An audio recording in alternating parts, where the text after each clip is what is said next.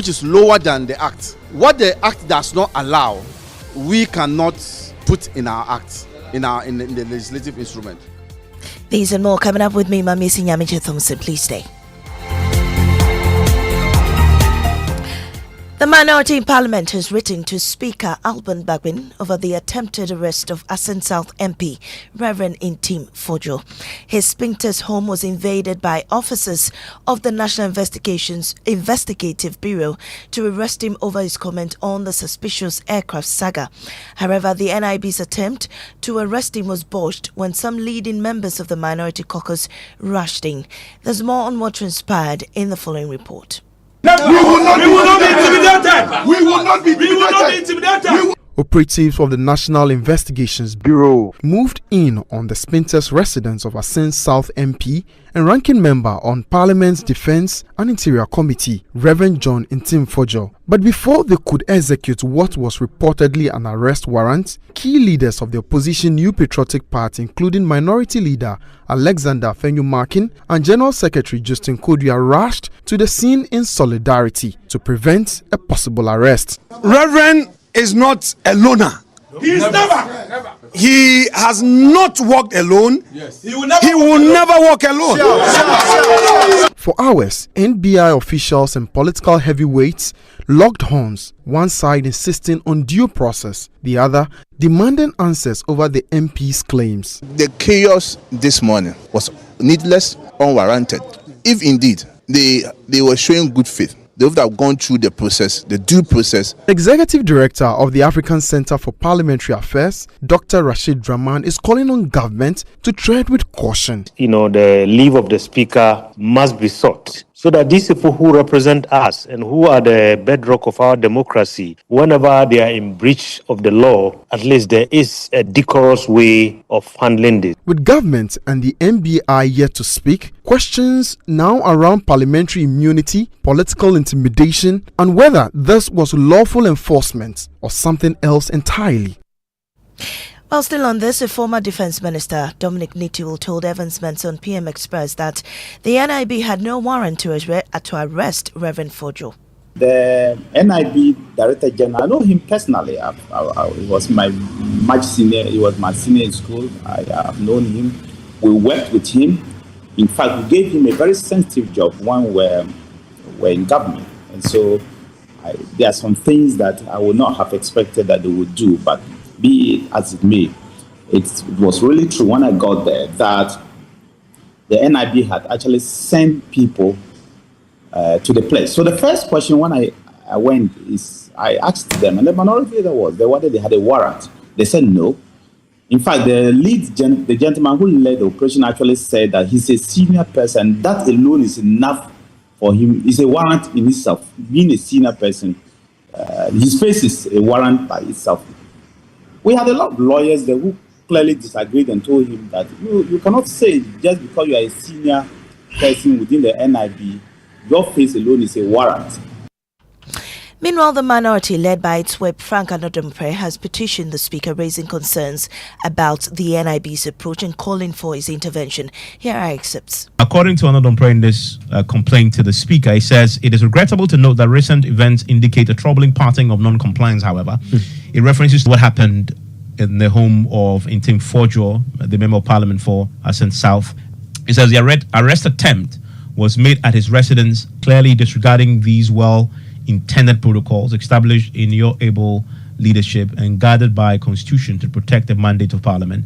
It says such actions not only undermine the authority of the office of the Speaker, but also directly violates the privileges and immunities of members of Parliament established in the Constitution. They pose a serious threat to the separation of powers and the respect accorded to elected representatives in the performance of their constitutional duties. I respectfully urge your office to take urgent steps to reaffirm the earlier directives and engage the relevant national security heads to ensure that such interactions with honorable members are conducted in conformance with the Constitution and with the decorum and procedure befitting their status as representatives of the people.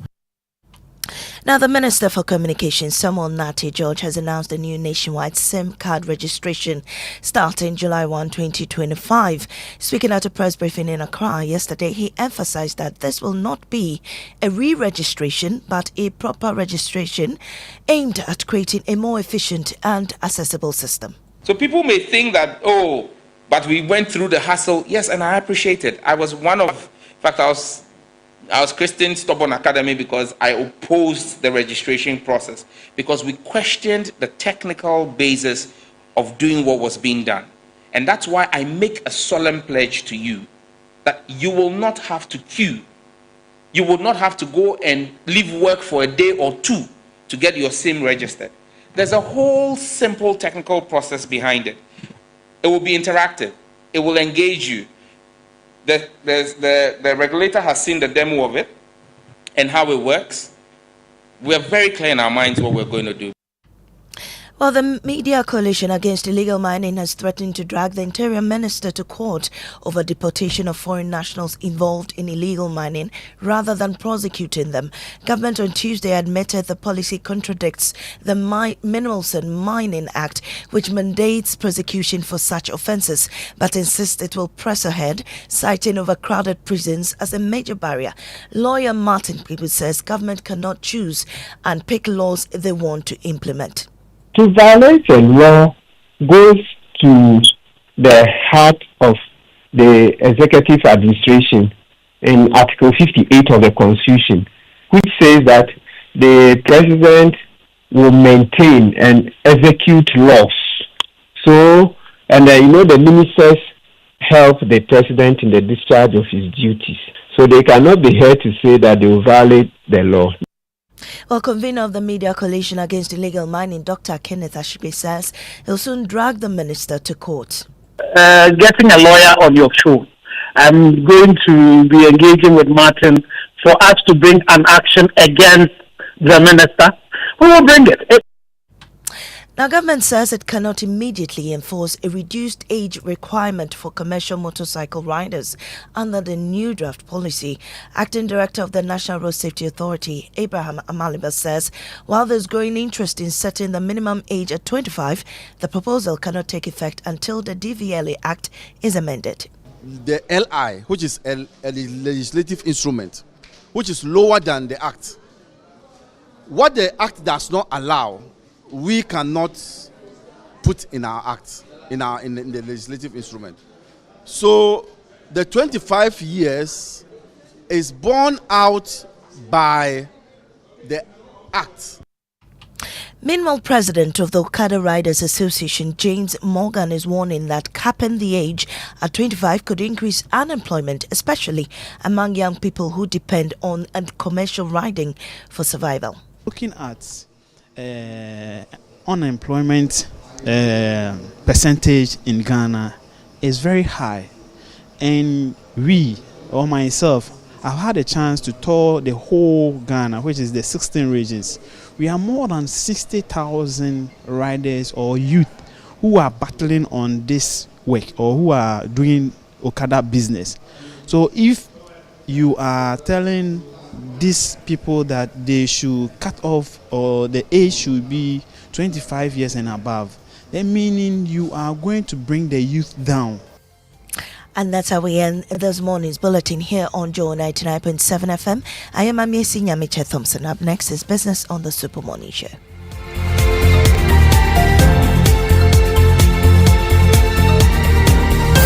Oh, jump on now. Go. Google me. At what time will you come back where I don't hear the sound of your car? Why you buy new car? No, I don't change my car. It be the same ride. It be the fuel way I change. Way one shouts it. Ever since I started using the all-new Excellium Premium Fuel, fortified with 3-in-1 action. Oh, Joe, now my car they run like electric car. No, it's so. This is the type of fuel where they want to. Cause now engine they cost. Where they want for way if I buy it, it go protect my engine. And with the small way I buy, I go drive, sir. Absolutely. It's like strapping a turbocharger to your engine and giving it a protector. APSA. And what they bust my mind, Seth, be the 3-in-1 action, no? Excellium, they prevent up to 99% of deposit. It be anti-wear, some be anti-corrosion. Won't pay when I open there. Hey, so where can I find this magical fuel? Just head over to any Total Energy service station and your car will thank you. Hey, then make a finish my gobe fast, then rush go Total Energies. My friend, but why your hand my gobe inside? I give you info. Make a fill the gobe too small. The gogo. Yo, Pana. Excellium is designed to protect your car engine, decrease fuel consumption, and lower CO2 emissions. Don't say fuel. Say Excellium. Choose Excellium. Choose quality. See, your rich auntie gets more from APSA. Your childhood friend gets more from APSA. Your favorite uncle gets more from APSA. Your roommate's cry gets more from APSA. Digital solutions get more from APSA. Rewards be bring get more from APSA. 5-star treatment get more from APSA. Preferential rate get more from APSA. Hey, easy banking and no ane APSA. Instant loans and no ane APSA. Bank papa party and no ane APSA. MTK accounting get more from APSA.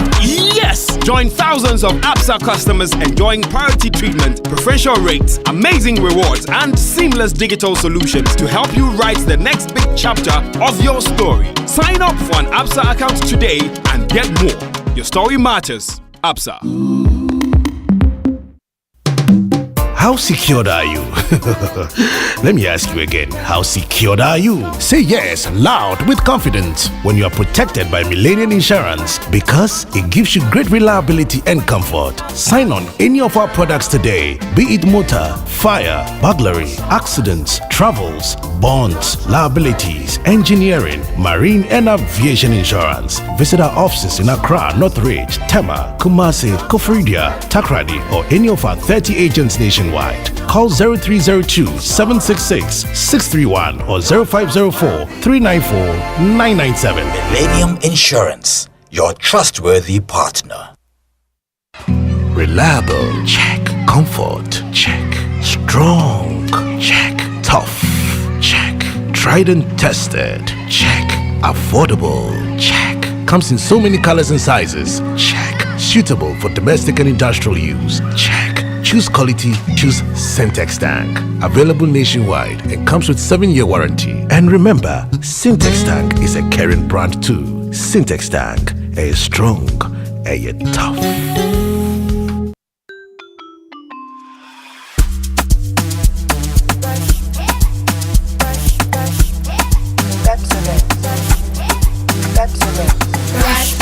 Brush your teeth every day and night. Up and down and all around. Brush the teeth and bright. Brush your teeth. Brush with mom and dad. Underneath and in between. Brush the germs away. Pepsodent, cavity protection. For 10 times stronger teeth. This advert is FDA approved. Businesses know how important it is to create a productive and supportive working environment by investing in employees' health. With a leading international track record, Apex Health Insurance is licensed to provide medical insurance services to corporate organizations and SMEs. We also have international LH Blue cover and TPAs to cushion you. Multinational companies, factories, and government agencies, focus on your business while Apex Insurance takes care of your health. Visit Apex Health Insurance office at Zion House, Boundary Road, Shiashi, Kumasi, opposite Prempeh College, Sofo Line, and Takrady Market Circle. For further inquiries, call 0501-562-962 or 0501-552-495. Apex Health, your preferred health insurer. What's your dream this year? To pull up in a brand new 4-wheel ride? Or you want to travel? Where? Sentosa Island in Singapore? Or Desert Safari in Dubai? Or you want a laptop, microwave, brand new phone, TV? Chale, what you want, you can get with SG Ghana. Minya Ubecha 7Y. Join the SG Ghana Deposit and Drive promo and you could win the grand prize of a brand new Toyota RAV4. Simply deposit 500 Ghana cedis or multiples of it into your SG Ghana account from now till 30th May 2025. Non-customers can open an account to participate. Visit your nearest branch or call 0302-214-314 for further inquiries. This promo is regulated by the National Lottery Authority on the Caritas Lottery platform. Terms and conditions apply. Societe Generale Ghana. The future is you. Yes, Bafu. Hey, good morning. Good morning, good morning, good morning. It's one day to Friday. Like, that's how Winston calculates. I refuse to acknowledge the significance of Friday. Monday all the way. Monday all the way. Wow. Yes, fighting for Monday. But yes. We're inching towards the weekend, aren't we? Yeah, and quite dramatic yesterday what happened at Reverend Ntim Fordjour's residence. Yeah. So it seems that we've come a long way as a country, but not we've but how do I say it? We've come a long way, but we haven't gone far. Right? Because look, I remember all of the agitations in the early 90s that resulted in, the repealing of criminal libel and all of that, right? So that the idea that someone could imprison you just for your words, was fought against. And it seemed at the time that the whole nation was against that. We didn't want that to be a possibility, but it still is. It still is a possibility. We still have laws on our books that will permit for you to be picked up because of the words you've said, either because you have caused fear and panic, or that other one about false publication. Okay, these things still exist, and I don't know whether it means that we still have a bit of work to do when it comes to freedom of speech, but freedoms also come with responsibilities. Exactly. But what should be the consequence of a false publication? Should you be jailed, or should you be made liable in a civil way, right? Should you be sued? Well, certainly not what we saw yesterday when the... Yes, where reportedly armed and masked men without a warrant apparently stormed his home. Charlie, we've come a long way, but we've not gone far. I'm going to make a note of that statement. It's a pity, though, isn't it? Kojo Yankson, 10th April 2025. Yeah, but there's got to be proper procedure in all of this. If somebody is... The claim is that somebody is making a false statement and is not able to prove it, let's find a proper way of dealing with the matter and not, there's... Can I just say something on Rumble style? Yeah. Kind of. Can I say something on a personal level? Right. You see, I must be objective to say that since this thing began, since Reverend Ntim Fordjour had the press conference, since Felix Kwachiofosu responded, I haven't really heard anything that has convinced me to one side or the other of this matter. Okay. I'm even amused that the thing has turned into a two-sided issue. Someone... Back and forth. Yeah, someone raises... accusations of a crime. For some reason, their political opponents decide that it is between them and it's between the two parties. And what we should be concerned about is the alleged crime, right? No. It's turned into something between two parties. Okay, fine. That's amusing enough. But this is Ghana. It happens all the time. It's not right, but it happens all the time. Now, what I'm saying is that as an objective observer, I have not seen any evidence that I can call convincing from either side. Okay? But with that in mind, the choices that each side is making is swaying the suspicion from one end to another. So, for example, when Ntim Fordjour was asked to collaborate with the security services and give them the information he has, and he didn't, it made me very suspicious of him. Yeah. Now that the government is sending armed men to Ntim Fordjour's house, it makes me suspicious of the government. You see what I'm saying? Yeah. It is their actions.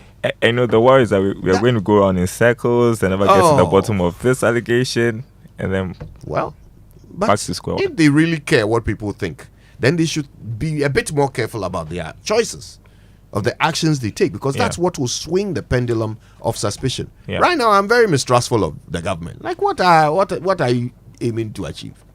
You sent armed men to the guy's house. Really? Okay. The drama continues. It does. The 6 a.m. news now is brought to you by Total Energies. Total, we go the extra mile for you. Absa Bank Ghana Limited, your story matters. And Millennium Insurance, your trustworthy partner.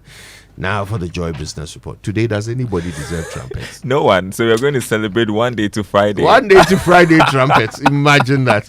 The Joy Business Report now brought to you by Omni Basic Bank, not just another bank. Safari Valley Resort, bringing you closer to nature. And MNC Properties, a member of MNC Group. MNC Properties, choice of class. You say what? One day to Friday. Trumpets!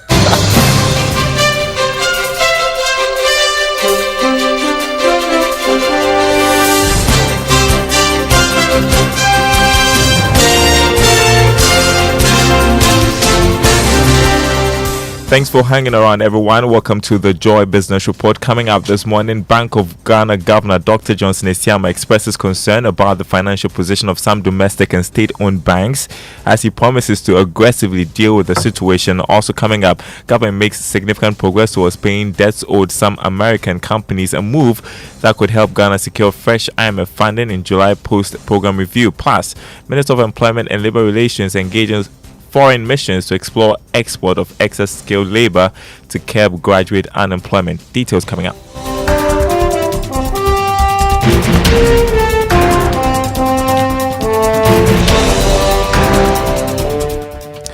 My name is Darryl Kwal. Thanks for being with us. Hello to our friends listening from Kofodio and KT Radio. The Bank of Ghana Governor Dr. Johnson Esiama has expressed concern about the financial position of some domestic and state-owned banks. Dr. Esiama highlighted this issue during a post-monetary policy committee engagement with heads of commercial banks.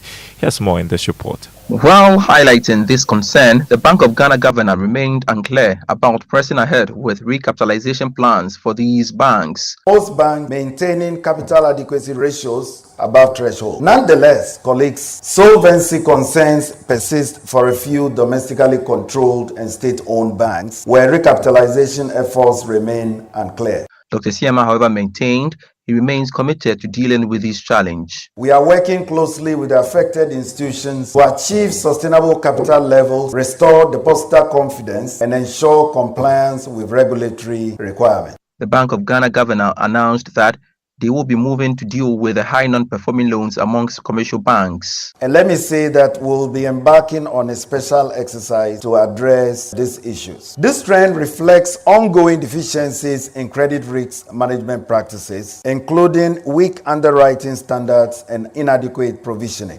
There was some advice for the commercial banks when it comes to importing their international credit risk measures. Dr. Johnson Esiama maintained that commercial banks may have to do more when it comes to strengthening their internal controls. The responsibility for securing banking products and services must fall more squarely on institutions than on the average customer. Despite highlighting these concerns, Dr. Johnson Esiama was optimistic about the sector's outlook. He also announced that they have reviewed their recovery and regulation tools to deal with future distress. That was a business desk report. Now, the Ghana Private Road Transport Union has revised its stance on conditions for fare reductions. The biggest transport operators union in the country had earlier announced that fuel prices should hit 12 cedis per litre before fares will be adjusted. Abbas Ibrahim Imoro is Industrial Relations Officer of the GPRTU. Pleading with the current authorities to make sure fuel prices are being reduced. The spare parts where it has gotten to has stayed there for a very long time. Some of the lubricants, which was also increased, is there for a very long time. So we are saying that yes, fuel prices has been reduced smaller. On a smaller note, we are still yearning for more reduction of the fuel prices. We are pleading with those in authority if some of the taxes and margins could even be taken off so that it reduces the fuel prices further. That will also help us to maintain the current lorry fares that we are taking for a longer time. Abbas Ibrahim Imoro is Industrial Relations Officer of the Ghana Private Road Transport Union. Now, government has made significant progress in paying debts owed some American companies, especially those in the telecom sector. The move could help Ghana secure fresh funding from the IMF in July this year, post the fourth program review. Minister of Communications Sam Nate George has been giving more details about this development. We've heard of the incident of a senator threatening to block IMF payments all because of ATC debt. But we've had very constructive conversations even with the American ambassador, and they've come to a position where they are willing to take a significant haircut. As it stands right now, the offer on the table is somewhere in the region of about 500 million. So we are saving about $1 billion of the debt. We are getting them to write that off. But I'm still pushing for even more. Drive what is outstanding even further down. And we're not doing it all in cash. We're doing it in a mix of cash, tax, and a few other assets that we can look at, so that the real liability sitting there that we need to pay readily with cash now has dropped from $190 million to about $10 million. That's the kind of negotiation we've done in the last 8 weeks. And I'm working with the Attorney General and the Finance Minister to see how we can manage this and build a payment plan towards that. Minister of Communication, Digital Technology and Innovation, Sam Natijor there. Now, Minister of Employment and Labour Relations, Rashid Pelpo, has revealed that government is engaging a number of foreign missions over the possibility of exporting what it describes as excess labour. The move is part of measures to deal with the high graduate unemployment rate in the country. The minister noted that government is committed to the unemployment situation. Well, we have nurses who are complaining that they have finished school and for 3 years they are looking for a job. They don't know where to find a job. And we don't seem to have the capacity to absorb all the people we are training. We have teachers who are all about looking for a placement. They are unable to get placements. So we pick on those ones. But in any situation where we find that we need more of the kind of workers that we are sending out, we put a break to it. Every year they come out. So we put a break to it and employ those that are coming out to fill the space. We don't want a situation where we will brain drain our country. We want a situation where we send excess labor, not labor that we require ourselves. Employment and Labour Relations Minister Rashid Pelpo. Now, exports from Ghana to the U.S. market will still attract 10% import tariffs. This is despite President Donald Trump announcing a 90-day pause on the implementation of tariffs on imports. The new arrangement will ensure that all imports to the U.S. market will now attract 10% tax instead of the varied rates. Now, China will still be targeted, as import tariffs on items from that country will now get a 125% tax. Meanwhile, the managing director of the IMF, Akosua Georgieva, is worried about the impact of the second round of tariffs on the global economy. What we see in the high-frequency indicators is indeed indicating that consumer confidence, investor confidence are weakening somewhat. And we know that then translates into impact on growth prospects. But relatively small. We don't see recession on the horizon. We don't see stagflation on the horizon. But I want to send this cautionary note. What we do worry about is the absorptive capacity of economies to any further shocks. Managing Director of the IMF, Akosua Georgieva there. Now, Chief Business Officer at Novare Group, Albert Texan, has raised concerns about the growing threat of cyber attacks on key business assets, which are resulting in significant revenue losses. Speaking at the Cisco Summit in Accra, Texan stressed the importance of fostering a culture of cybersecurity awareness among staff in businesses across the country. For the last few years, one of the things that was very critical in Ghana was the banking sector restructuring and all of that. I think cybersecurity plays a very critical role in there. We are talking about people's data. We are talking about financial data of clients. This is very key because at the end of the day, if you're hacked, if your organization is hacked, you can imagine how much money you are likely to lose. Sometimes when we talk about cybersecurity, people think, what is cybersecurity? It's just a technology problem. No, it's not. It's actually a people problem, and everybody needs to get on board and understand. And Albert Texan is Chief Business Officer at Novare Group. Now, turning to Investor Eye for today, Adam Glyman, Chief Executive of Global Secure Solutions, shares some tips to look out for whilst transacting business online or adopting mobile apps in our daily transactional activities. Take a listen.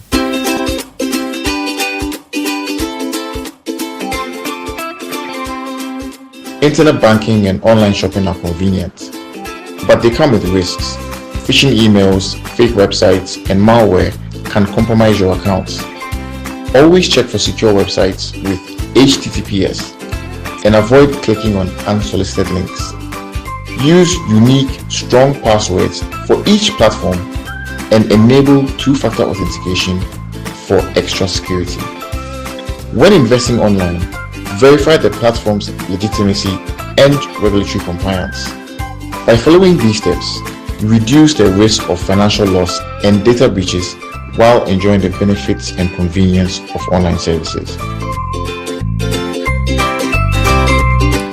And that's the Joy Business Report. Before we go and look at the markets, on the commodity market, crude oil open trading at $64 a barrel, gold added $42, open trading at $3,125 an ounce. Cocoa recorded an increase of $590 to reach $8,317 a ton.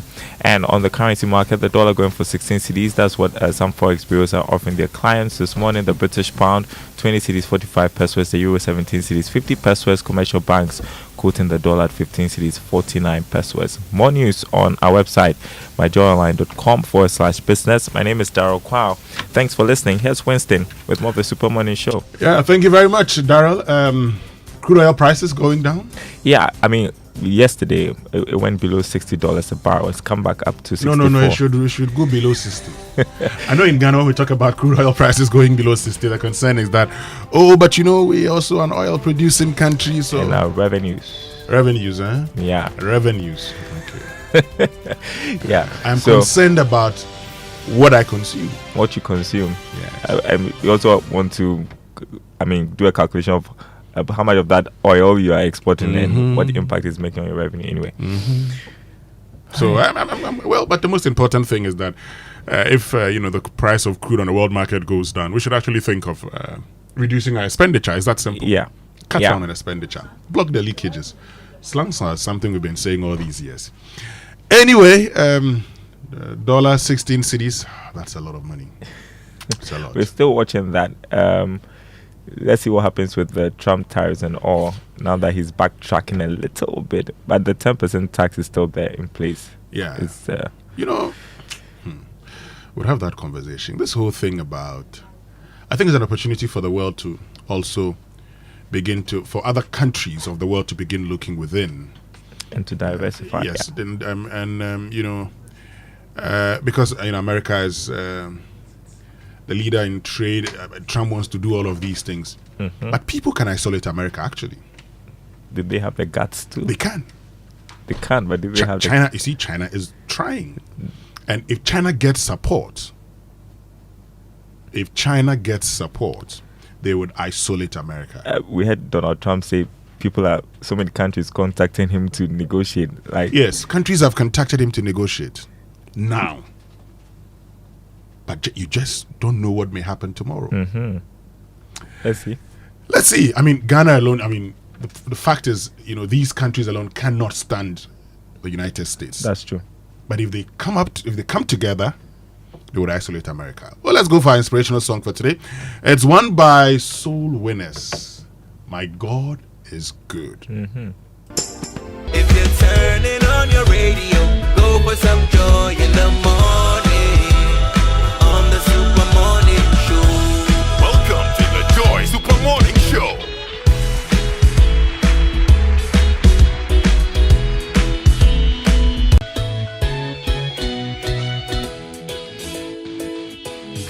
Wake up to joy, joy, joy. Sunshine and joy in the morning time. Yeah.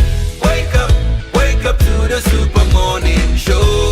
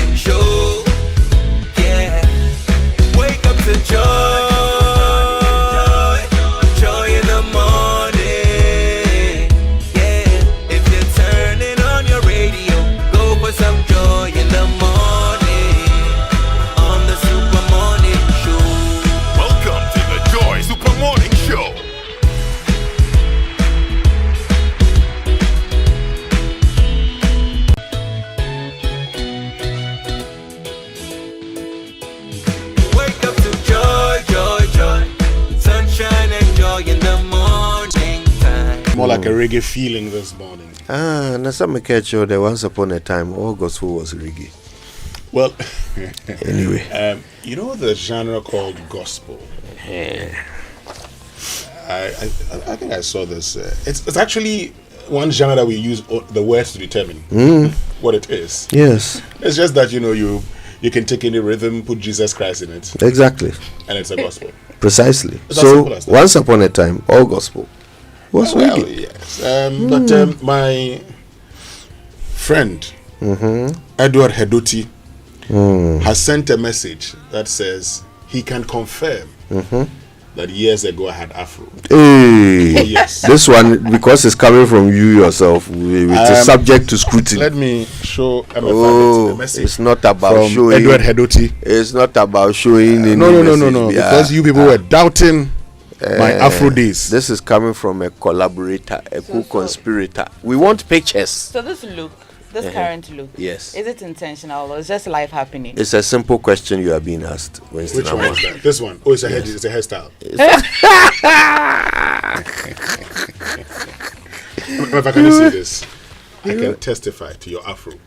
Well, yeah. That's just a text message. We want to see the pictures. Oh, but why? What if I we didn't want take pictures evidential proof? How? I've not been. How will you have such a very celebratory look and you will not have a picture of it? I've never been a fan of pictures.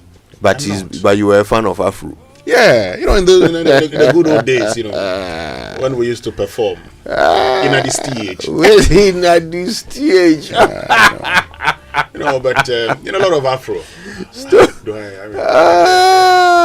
just a hairstyle. In the stage, Bob Marley is standing in his grave. So how often do you go to the barbers? How often do I go to You are more interested in the current situation. Yes. No, we are questioning his history. We are questioning his history. You are questioning his presence. I think the current situation will help us even question the history more. Because how do you have Afro and now it looks like nothing ever existed over there? Yes. Oh, really? It's like a Galamsey site. The land has been degraded. You don't know what you're talking about. The only thing that can save your hairstyle now is Operation Vanguard. All right, let's get on with it. Let's get to our Drive Safe campaign, brought to us by John News and a multimedia group, supported by Toyota Superior Quality and Imperial General Assurance Solid Protection. And the tip today is simply fasten your seatbelts. Many of you get into your vehicles and start driving. Well, if you have the modern vehicles, it will signal that please fasten your seatbelt. But in case your vehicle is old, But have you noticed that there are some people who, even as the vehicle is signaling and beeping, it's like they can't hear it. The thing is going bing, bing, bing, bing, bing, and they are just driving. They are going like their ears have tuned out the loud, irritating beeping that is just happening to save your own life. They can't hear it anymore. Last time we made a point that sometimes the seat belt, right? We don't fasten it because we want to be safe. We'll take it to the back because we want to stop the beeping. We want to stop the noise. Can you imagine? You just fasten it not onto yourself or the way it should be. Probably will take it to the back, corner it, chock it, and then it will stop the noise. As if you even feel. Do you even feel it when the seatbelt is in front, like properly, fastened? Do you even feel it? Yeah, you do. You do. I don't feel it.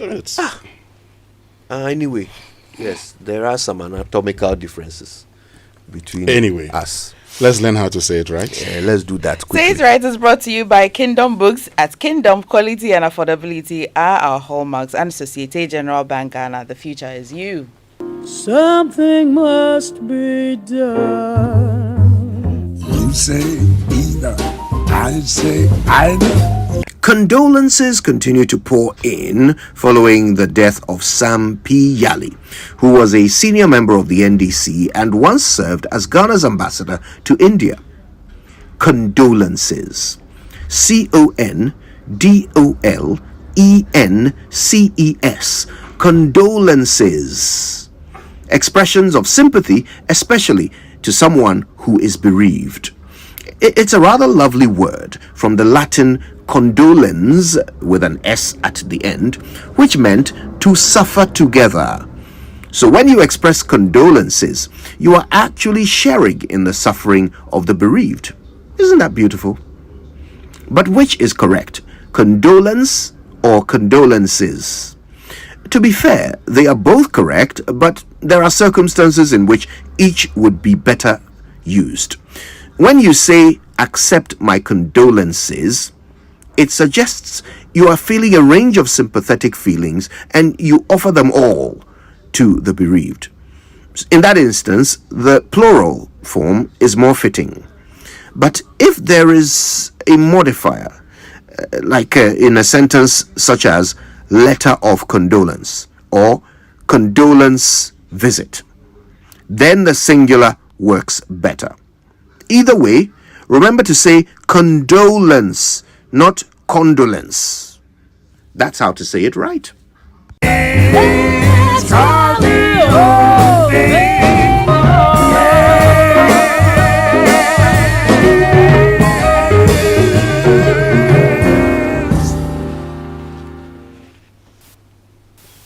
Yes, so a message has just come in from Jeffrey Tete. He says, just as NASA is trying to prove there was life once on Mars, so is Winston trying to prove that he once had an afro. Oh no, but Thank that you, is Jeffrey. not in doubt. I mean, all the I don't know if I can, patiently wait for Afro again. But for that, I'd have waited. We'll need all kinds of. It's just the time that I do not have. Just as NASA will. But it just has to grow. You don't have to make time for it. But you need to do what? have Do you the time. sing to it? What do you need to do? Do you fertilize it? What do you have to do? I don't for have it to grow? time. But to what wait. what will you use the time for? Oh, but it will take me about 2 to 3 months to. And during that time, and I don't what have do you that have to time. I just get on with your life and leave it. No. I like it, the hairstyle like this. It's a hairstyle. Rastaman through and through. Yeah, so if you decide to have that hairstyle, it's as simple as that. The news review now, and is brought to you by Syntex, Tank, a strong, a tough, Access Bank, More Than Banking, and Kel Charcoal Toothpaste. Happy smile. We need a telescope. We'll start with the Ghanaian Times this morning, and Ghana Czech Business Corporation. So President woes investors and says Ghana has enabling environments. The story is on page 12 of the Ghanaian Times, and this one will interest you, both of you. High Court acquits, discharges Jachi Kwesen. It's on page 3 as well, and by now you know. Security operatives storm Ntim Fordjour's residence, and also Forestry Commission taxed to rake in more revenue from eco-tourism, and is on page 11. Let's see what's happening at the back. Expedite action on salvage vehicle importation ban, and that's also at the back of the Ghanaian Times. Maybe I should also bring the headlines on a daybreak, and then we'll go to Winston as well before we bring you details. So, suspicious flight. Published general declaration. Aviation experts tell government. I'll bring you that story a bit later. It's on page 3 of the daybreak. And also, Justin Kojo Yankson and says that due process has to be followed, and I'm sure it will be them talking about Article 117 of the 1992 Constitution amid all that happened yesterday, which we'll be getting into a bit later. Winston. I'll tell you something about Article 117. Years ago, a friend who was a national security operative, now he had to pick up a former minister who was a member of parliament. So he waited close to the MP's house, and the guy wanted to pick him up. So he shows up at 11 p.m. It says returning from going to parliament. Mm-hmm. So he waited for him, and then the man entered his house. After 30 minutes, he knocked on his door and said he was here to pick him up.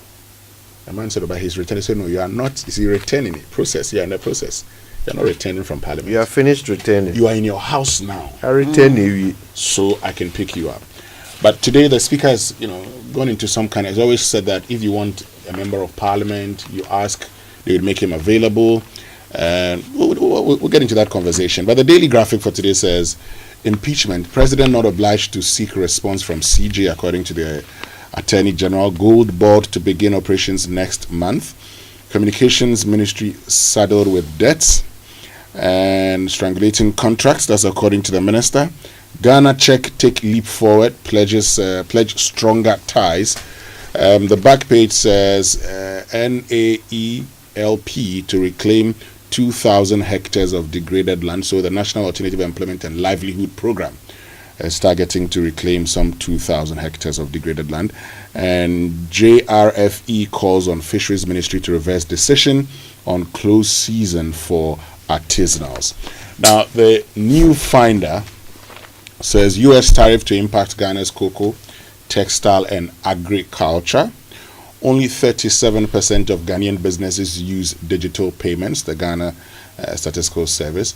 Kojo, you know, in the United Kingdom, the conversation now is to stop using the paper currency. They're going to go fully digital. Yeah. Yes, you'll not see any.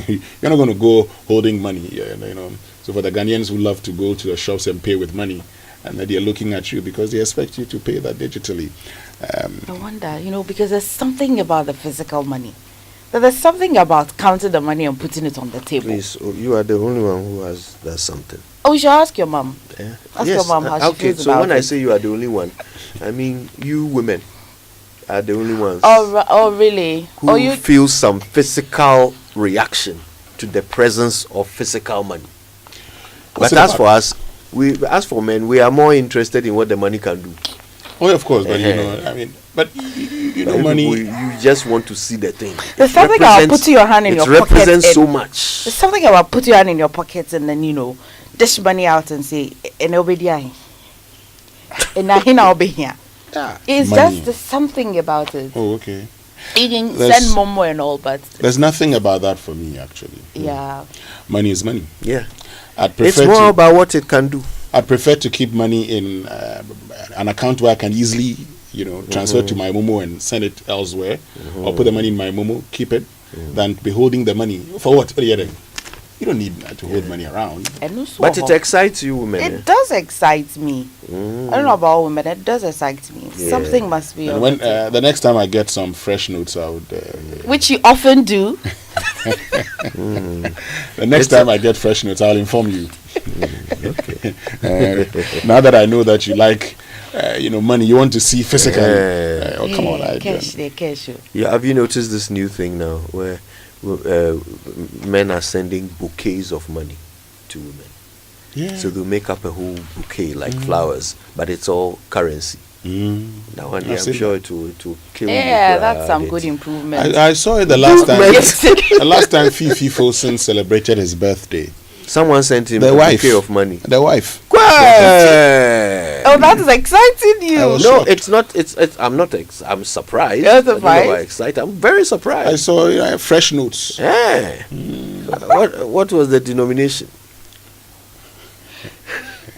Is it 10 or 100 cities? Wow. I think 10 and 100 cities. Nice. That's very encouraging. Nice. Anyway, let me continue with the finder.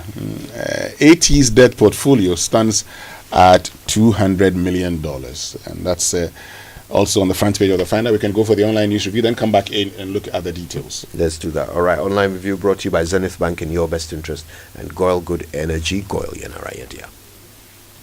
Okay, details. And while we're waiting for those to... Oh, here we go. Okay. Right. What's it saying there, Emefa? I gave him a sensitive job in government. Niti was shocked over NIB director's conduct. And I recall he said this on PM Express yesterday with Evans Mensah when they were having a conversation on Ntim Fordjour matter yesterday. There's also another one. Reverend Ntim Fordjour will never walk alone. After your marking declares. I'm sure that's the Liverpool fans yesterday. They were excited. You never walk alone. Yeah. All right. CityNewsroom.com. My trial was politically motivated. Judge Kwesi is speaking after the court yesterday, and also says suspicious flights, inconsistencies in government response fueling controversy upon Nkrumah on that. So I think he said that to Bernard yesterday on the point of view. Also, U.S. alarmed at American faces years in jail on charges of insulting Thai monarchy. An American professor in trouble in Thailand for, according to them, insulting their monarchy, and they have laws against that.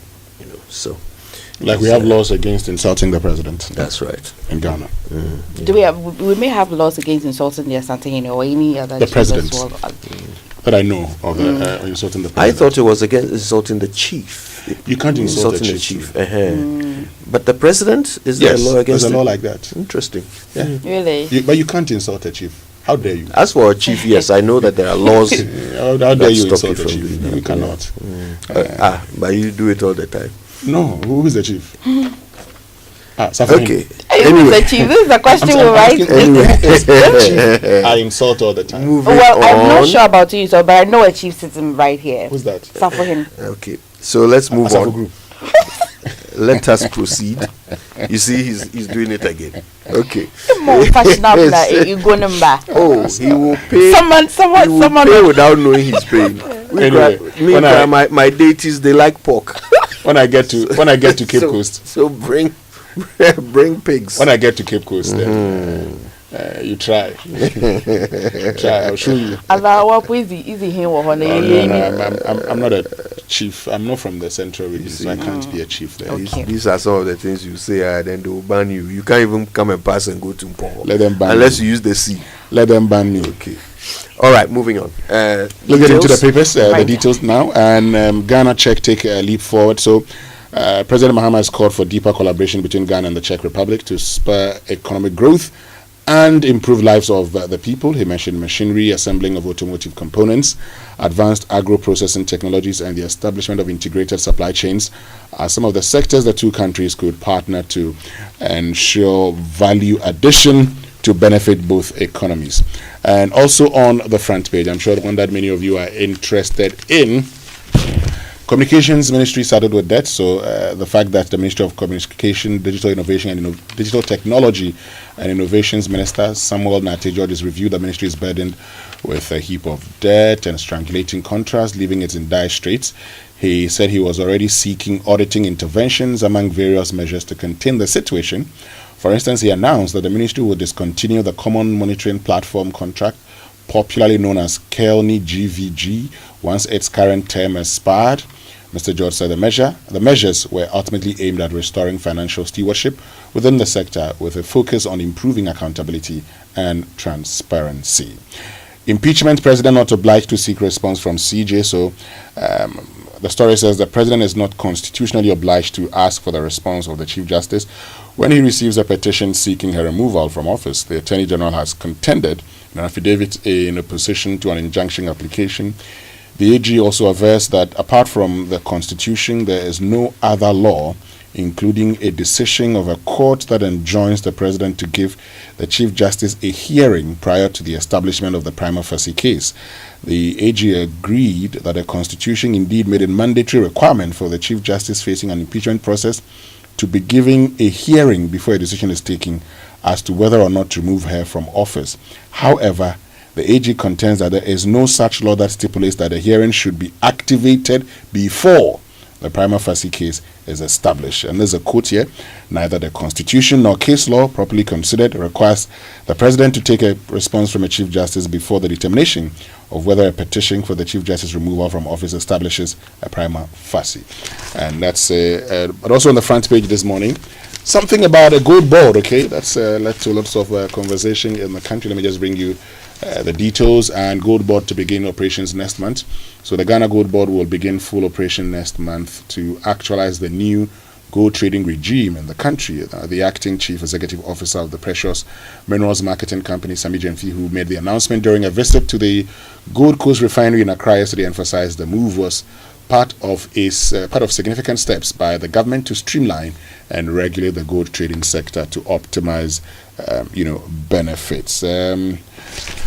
Back page, a journalist for responsible fisheries and environment has called on the Ministry of Fisheries and Aquaculture to reconsider its decision to exempt artisanal farmers from the 2025 closed fishing season. The group, known for its advocacy on sustainable fishing and marine conservation, in a statement last Tuesday described the ministry's move as a serious setback in Ghana's long-standing efforts to rebuild its dwindling fish stock. I'll bring you this one from the Daybreak. It says that suspicious flights publish the general declaration. Now, aviation experts want the government to publish the general declaration of 2 of the flights that recently landed at the Kotoka International Airport under controversial circumstances. The move is aimed at quelling growing public and political unrest over allegations of possible illicit activities.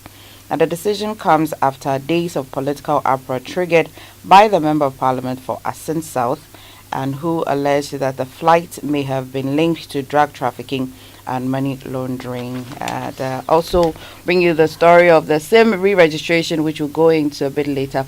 The Minister for Communications, Digitalization and Innovation, Amoah Fordjour, has unveiled plans for a comprehensive national SIM card registration set to begin July 1 this year. Addressing the press in Accra on Wednesday, some judge clarified that this will not be a SIM re-registration, but rather what he describes as a proper registration process aimed at ensuring a more efficient and accessible system for all Ghanaians.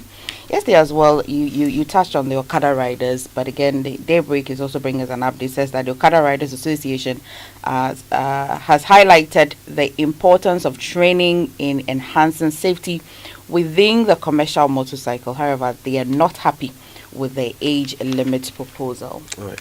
Since we won't have time to come back to it later, I'm just wondering, that headline about the closed season, can you remind me, who is asking for a negotiation? The Journalists for Responsible Fisheries and Environment. Yes.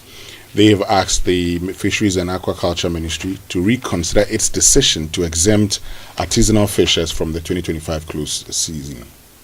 So the Fisheries Ministry has decided that artisanal fishers are not included in the closed season. According to the story. Okay. Then they should just forget about the closed season. Because I get tired of even talking about this thing. Okay, here's the reality. Our fish stock is dwindling. It's running out. So the artisanal fishers are not getting fish. The reason why it's dwindling is because the time during which the fish must reproduce, we go and catch them, so they don't get a chance to reproduce. That time happens at a fixed time every year because of climate and waves and all of this. Fixed time every year. You can't negotiate with nature. It will happen that time every year. But now, because of politics, we are saying that the fisher folk are exempt. They can continue catching the fish during that season. Okay, it will run out. It's 6:50. It's time now for us to go for the BBC News, isn't it? Yeah. And it's brought to us by Fidelity Bank. Believe with us. At the cut flower industry. It faces challenges, including Donald Trump's threat of tariffs and worries over the sector's carbon footprint. Can we really justify flying flowers from Colombia to the rest of the world? This is the BBC World Service, the world's radio station.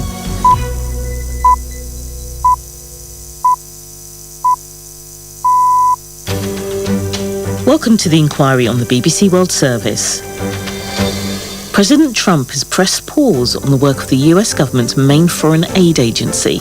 This is a complete teardown of the current architecture and a retreat from global leadership. Billions of dollars of help is on hold. Programs in HIV treatment and prevention, other health programs, a lot of the education programs working for women's empowerment closed, and of course those workers who had been implementing those programs were put out of work. European countries are also cutting overseas aid budgets. African countries have not been caught unaware. They have seen the trend coming. This week we're asking, what is filling the USAID funding gap? Basically, think about this as a soccer match where the U.S. has taken this ball and left the pitch. I'm Charmaine Cozier. Join me on the inquiry after the news. Hello, I'm Govinda Gill with the BBC News. China has insisted that it will not back down in the face of President Trump's increased tariffs on Chinese exports of 125%. From Beijing, here's Stephen McDonnell.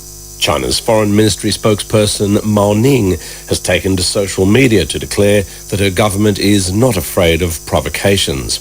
She posted a video of Mao Zedong during the Korean War, telling the United States that no matter how long this war lasts, we will never yield. Above the video, she wrote, "We are Chinese, we won't back down." The latest sanctions from China and the United States have both now come into force and are so high that many analysts believe that they're already capable of wiping out much of the trade between the world's superpowers.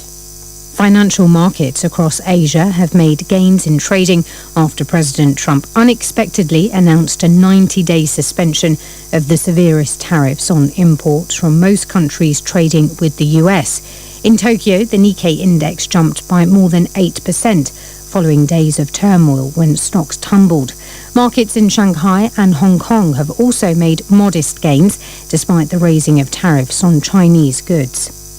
Leaders of more than 30 countries from Latin America and the Caribbean have promised to take measures to boost trade within the region in order to minimize the impact of President Trump's tariffs.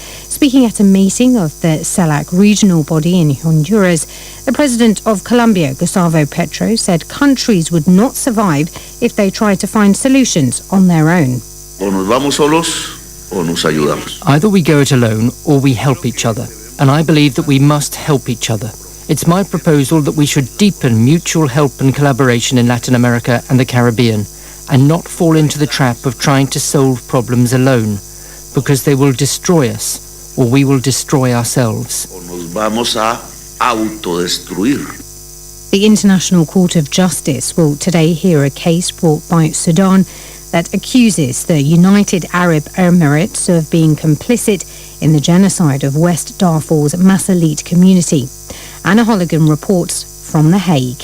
Sudan's lawsuit includes details of atrocities allegedly committed by the Rapid Support Forces, including ethnic cleansing, mass killings, rape and forced displacement of civilians. It argues that these acts were enabled by the United Arab Emirates support, including arms shipments, drone training and the recruitment of mercenaries. The UAE has strongly rejected Khartoum's allegations and said it would seek an immediate dismissal. The judges will decide whether they have the power to act on Sudan's request for an urgent intervention within the next few weeks. World news from the BBC. The authorities in the Dominican Republic say 184 bodies have now been recovered from a music venue where a roof collapsed during a concert. Emergency workers are starting the transition from a rescue operation to one of recovery at the Jet Set Club in the capital, Santo Domingo. Britain and France will today host a meeting of more than 24 defence ministers in Brussels as they continue to discuss ways to support a lasting peace in Ukraine. The 30 ministers in the so-called Coalition of the Willing will focus on Kyiv's long-term defence and security. An American citizen who was arrested in Thailand and accused of insulting the monarchy has been released on bail. Paul Chambers, a lecturer at a university in northern Thailand, was detained on Tuesday and charged under the kingdom's strict lèse-majesté laws. His lawyers said they would also appeal against a decision by the Thai authorities to revoke his visa. British researchers say a new saliva test could identify which men are born with the greatest risk of developing prostate cancer. The scientists said the swab could also spot some aggressive cancers that would have gone unnoticed. Our health and science correspondent James Gallagher reports. This saliva test does not hunt for signs of prostate cancer in the body. Instead, it assesses 130 mutations in men's DNA, each of which can increase the risk of prostate cancer developing. The study identified the 10% of men with the highest scores and invited them for a scan and prostate biopsy. The team at the Institute of Cancer Research said more than half the cancers detected were higher risk tumours that needed treatment. Experts said the results were promising, but the test was still years away from being used routinely. That was the latest world news from the BBC. Welcome.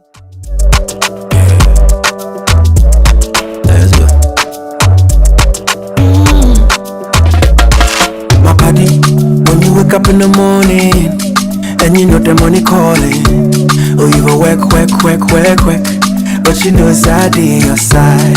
If I believe with us, if I hold my hand and believe, cause you know it's out in your side. And when you dream, no say I live for you. And when you hustle every day, anywhere I go,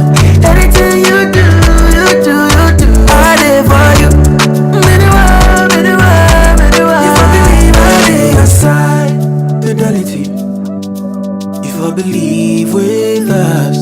Fidelity. Oh, if I know I dey your side. Fidelity.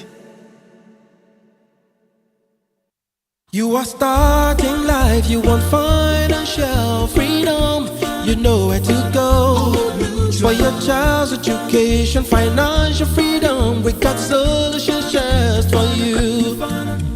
For your retirement plan, employee wellness and benefits.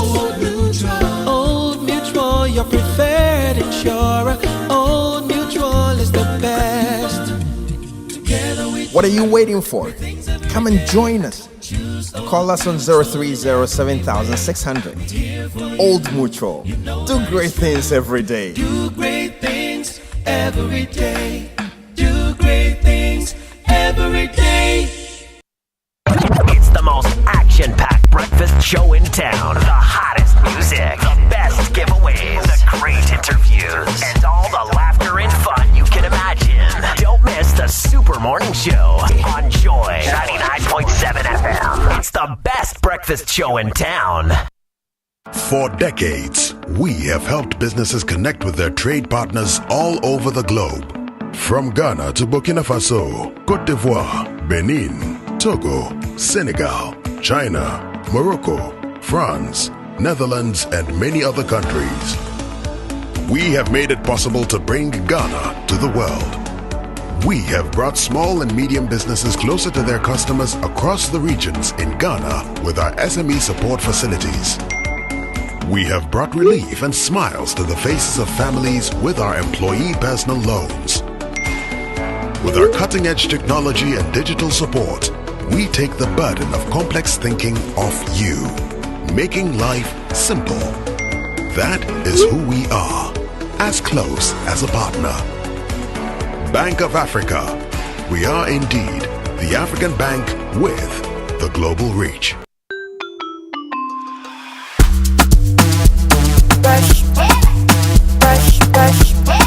That's it. That's it. Brush your teeth every day and night.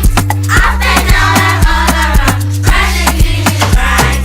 Brush your teeth. Brush your mom and dad. Underneath and in between. Brush your gems away. Brushing gets more fun with your kids with the new Pepsodent Kids toothpaste. Give your smiles protection that lasts. Grab yours today from a store near you. This advert is FDA approved. Paying or getting paid? Copper day for you. Driver, I don't have cash on you. Oh, madam, you can pay through Copper. Oh, you use Copper too? That makes it easy. Receive payment from your customers and make bulk payment in just a few clicks. Madam, I received the money. Hello, Coffee. Mom, you still haven't sent me the airtime, and the house internet is finished. My game. I'm sorry, darling. Doing that right away. With Copper, you can send airtime to your friends and family and load data for some great entertainment. Madam, here are the foodstuff. Thank you. You can use the short code *365# or the Copper mobile app to make your payment. Get a designated short code today and start receiving payment with real-time visibility into all your payments with Copper. Pay your suppliers and staff in just a few clicks. For more information, call 0200-404010. Copper there, you click pew and you hear pew pew. Transaction done.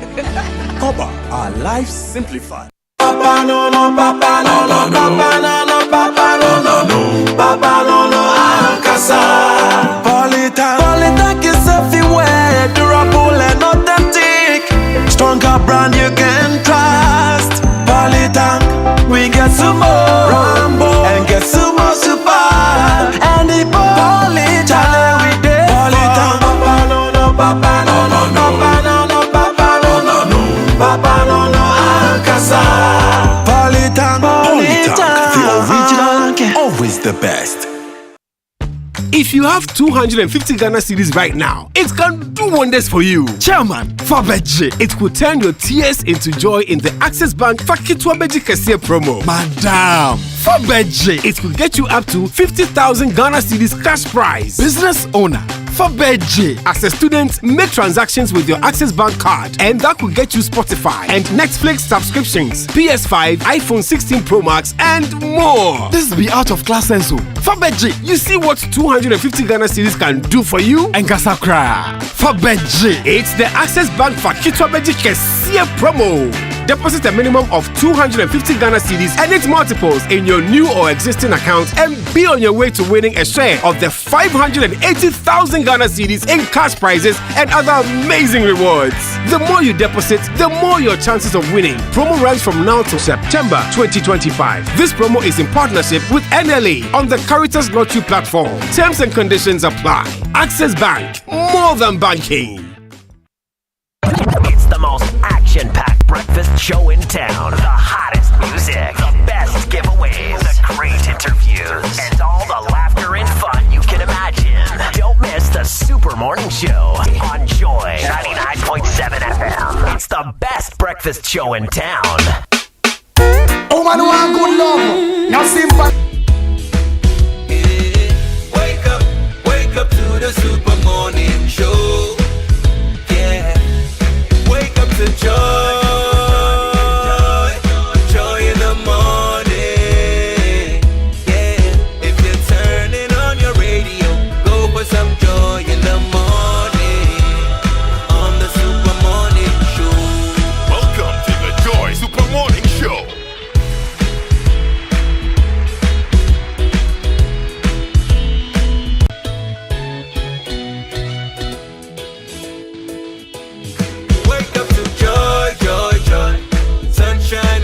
In the morning time. Yeah. Wake up to the Super Morning Show. Yeah. Wake up to joy. Joy in the morning. Yeah. If you're turning on your radio, go for some joy in the morning. On the Super Morning Show. Welcome to the Joy Super Morning Show.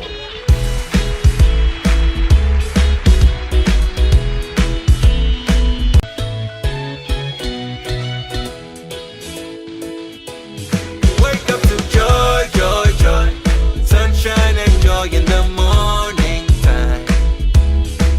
Yeah. Wake up to the Super Morning Show. Yeah. Wake up to joy. Joy in the morning. Yeah. If you're turning on your radio, go for some joy in the morning. On the Super Morning Show. Welcome to the Joy Super Morning Show.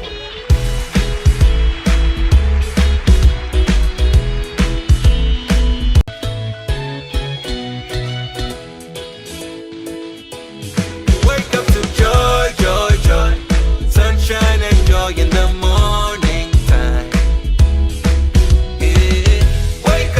Wake up to the Super Morning Show. Yeah. Wake up to joy. Joy in the morning.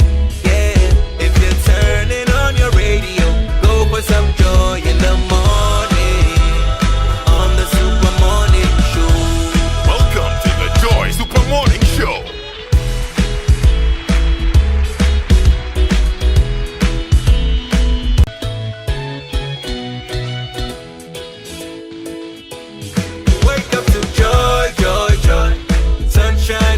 In the morning time. Yeah. Wake up to the Super Morning Show. Yeah. Wake up to joy. Joy in the morning. Yeah. If you're turning on your radio, go for some joy in the morning. On the Super Morning Show. Welcome to the Joy Super Morning Show.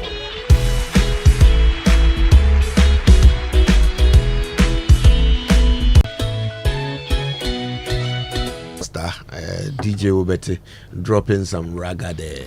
Oh, you know, I've told you that back to your days. when I was doing this reggae thing, I went home one day and told my father that I wanted to do Rasta. So, oh, sir, This is Rasta nebe okay. You and see how society will treat you. Oh. I think today is better. Even today, I'm my very good friend Kwame Malcolm. He's at Radio Empire FM in Takrady. Yeah. So one day we were driving to Accra. My sister had lost her husband, and he came with me. He had a car. I didn't have a car at the time. So he said, "Oh, Kofi, my phone call."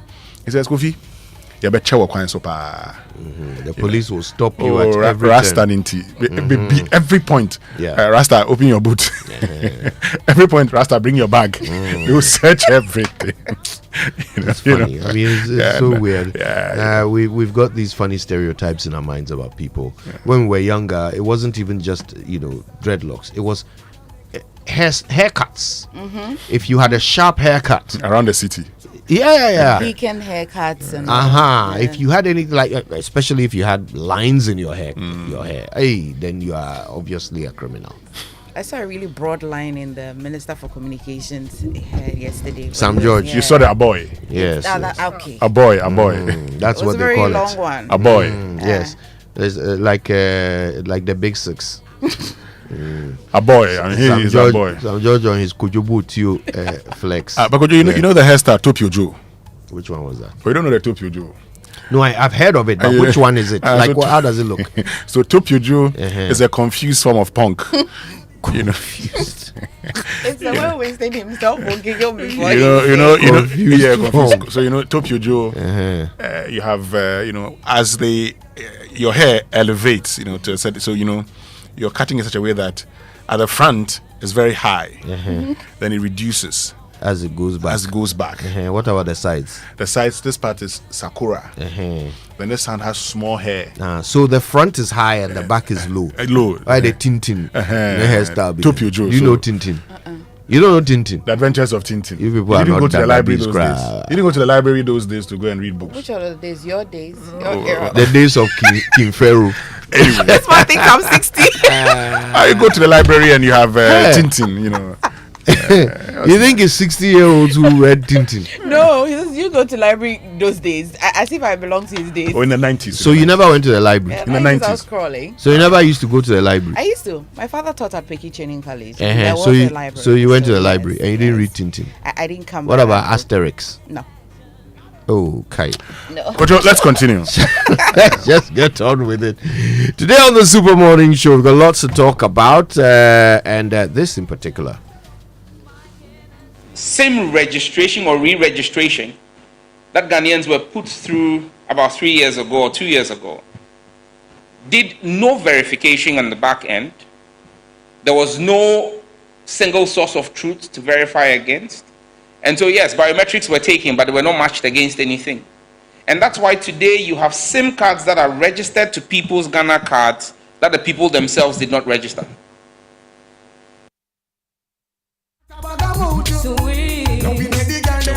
Yeah, we'll demystify this SIM registration, which we are told is not a re-registration, but a registration for the first time.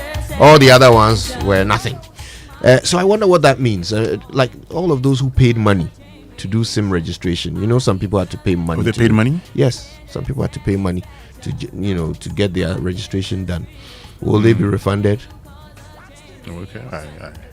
They paid money to who? Wasn't there like an express service or something like that people were paying money for? No, you go. Where am I getting that? You go. I mean, you go to the registration center and then you complete the process. Okay. You first of all would have, done something on your phone with a linkage, and then you go back and have your fingerprints captured. So that's what I did. I actually got them to. I called one of my friends who was doing it, so he came. And did it for me. You put your go home service. Okay. Well, some companies as well. You can hire the service. They can just assign somebody from the. So you hire, as in you pay, or I suppose that will come with something. I only at the point, it got to a point I couldn't make calls. I didn't want to do it, to be very honest with you. So at a point I couldn't make calls. I was one of those who were prevented from making calls. So with no option, I had to go and do it. And in doing so, I called my friend who works at the network provider. He came, captured everything, and that was it.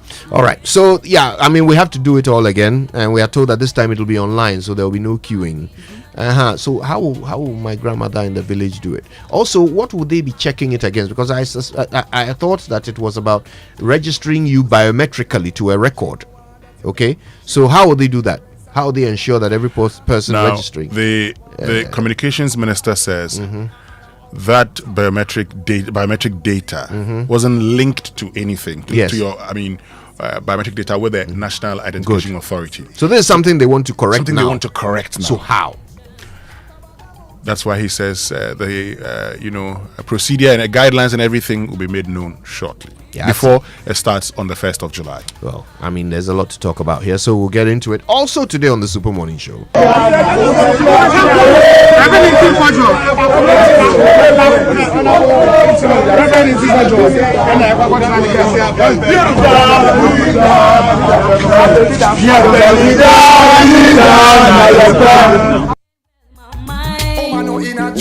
Another institution that delivers very good home service, National Security.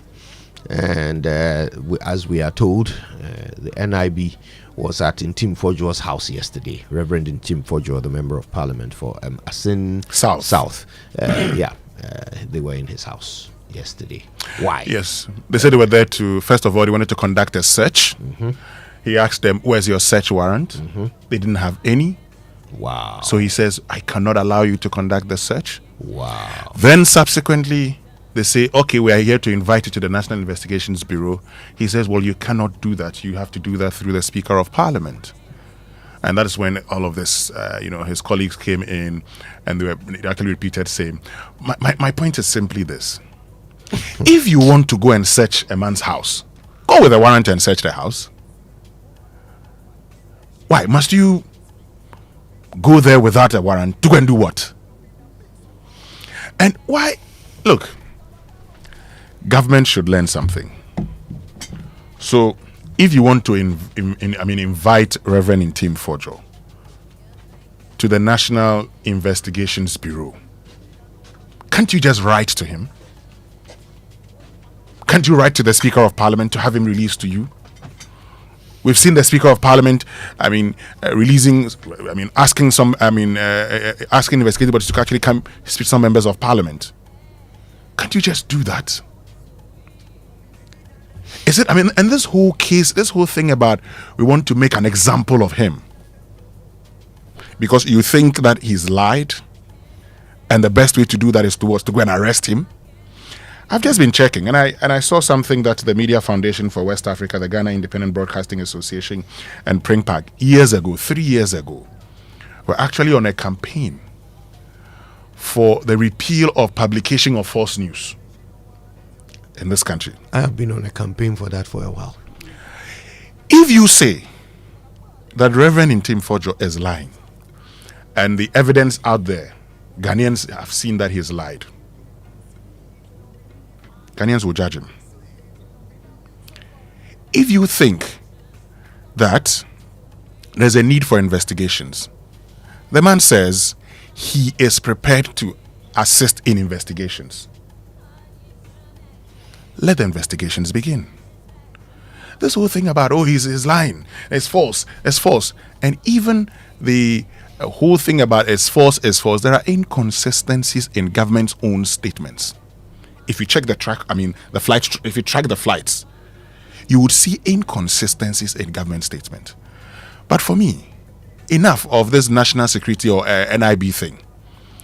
If government is so concerned about this, government knows what to do. The man says he would not give his evidence openly. If you say, where's your evidence? Says, you get a committee, I would share evidence. Get a committee. If he fails to do that, then that would be the most dishonorable thing to do. And that would mean bringing the name of Parliament into disrepute. If you take him to the Privileges Committee of Parliament, all of us would support you and say, he did not do the right thing. But this approach of using NIB to intimidate people, please. Okay. So, all right.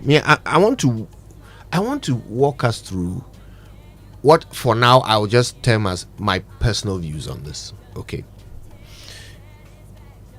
So, when this all began and Reverend Ntim Fordjour did the presser, he basically said that this is parliamentary oversight. They have, intelligence that some two aircraft, entered the country and left under suspicious circumstances. So investigations are required.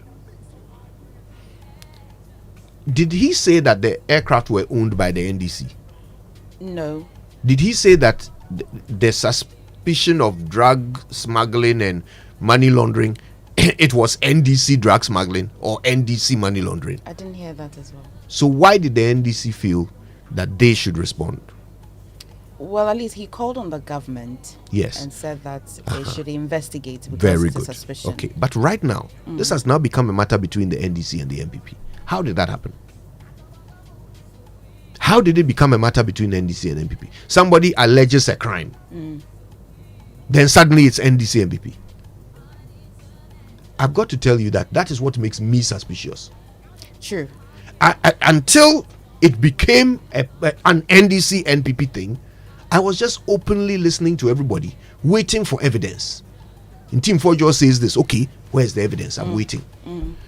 Right? Government says, oh no, it was this. Okay, where's the evidence? I'm waiting. But the minute it turned into NDC MPP, I became very suspicious. And you see, unfortunately, as Winston says, there are inconsistencies. Yes. In the statement of the government.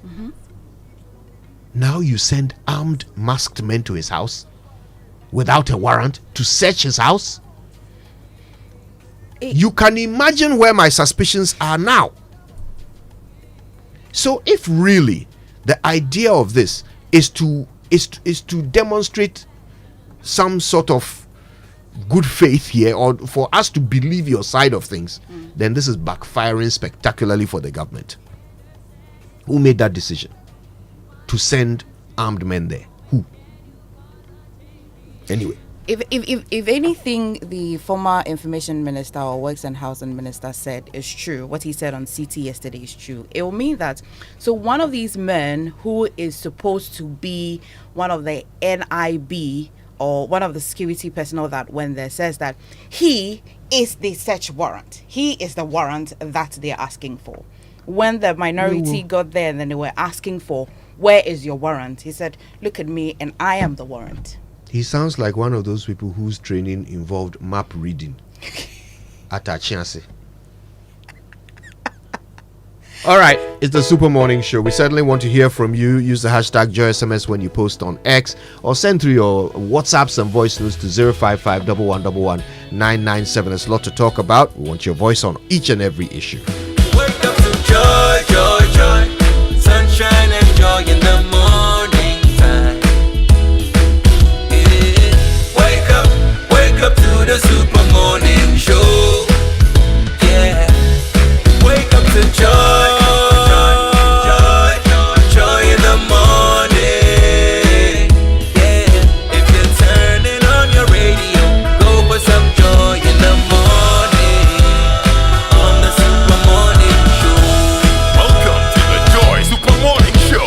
All right, I think it's time you activated MNC Properties in your life. Your home ownership partner offers you affordable houses and fresh property, as well as management services and sale of litigation-free land. Take advantage of their premium listing website to advertise, rent, and sell your property. Your smooth journey to home ownership starts here. Speak to them on 0302 551 917. MNC Properties, choice of class. Hello there. Grab the chance to win big in the Access Bank Fakitwa Beji Kesia promo. Simply deposit a minimum of 250 Ghana cedis into your new or existing Access Bank current or savings account to join the promo. Increase it to 500 Ghana cedis or more and qualify for a draw. For our youth customers, that solo account, spend 500 Ghana cedis or more with any Access Visa card and qualify for a reward. The more you deposit, the higher your chances of winning. Don't sit back. Deposit now and stand a chance to win a share of over 500,000 Ghana cedis in cash and other amazing rewards like PS5, iPhone 16, Chromebook, and much more. in our 4 monthly mini draws and 2 mega draws. This promo runs from now to September 2025 in partnership with NLA on the Caritas Lottery platform. Terms and conditions apply. Join the Fakitwa Beji Kesia train. Save now for the future and win big. For more information, visit our website www.ghana.accessbankplc.com or call toll-free number 0800 004400. Access Bank, more than banking. And I'm sure you heard about the incredible benefits of Excellium from Total Energies. Well, let me tell you more about this premium fuel with its amazing 3-in-1 power. Because Total Energies introduces Excellium new formula, the additive enriched fuel with its powerful 3-in-1 action that cleans your engine, extends its life, and lowers your fuel consumption thanks to the cumulative effect of its anti-corrosion, anti-wear, and detergent additives. Excellium new formula also lowers your vehicle's fuel consumption while reducing CO2 emissions. You drive, sir. Experience the difference with Total Energies Excellium new formula. Choose Excellium, choose quality. Oh, okay. Listen, it's time to fly direct from Accra to Johannesburg with South African Airways. Now flying 4 times a week.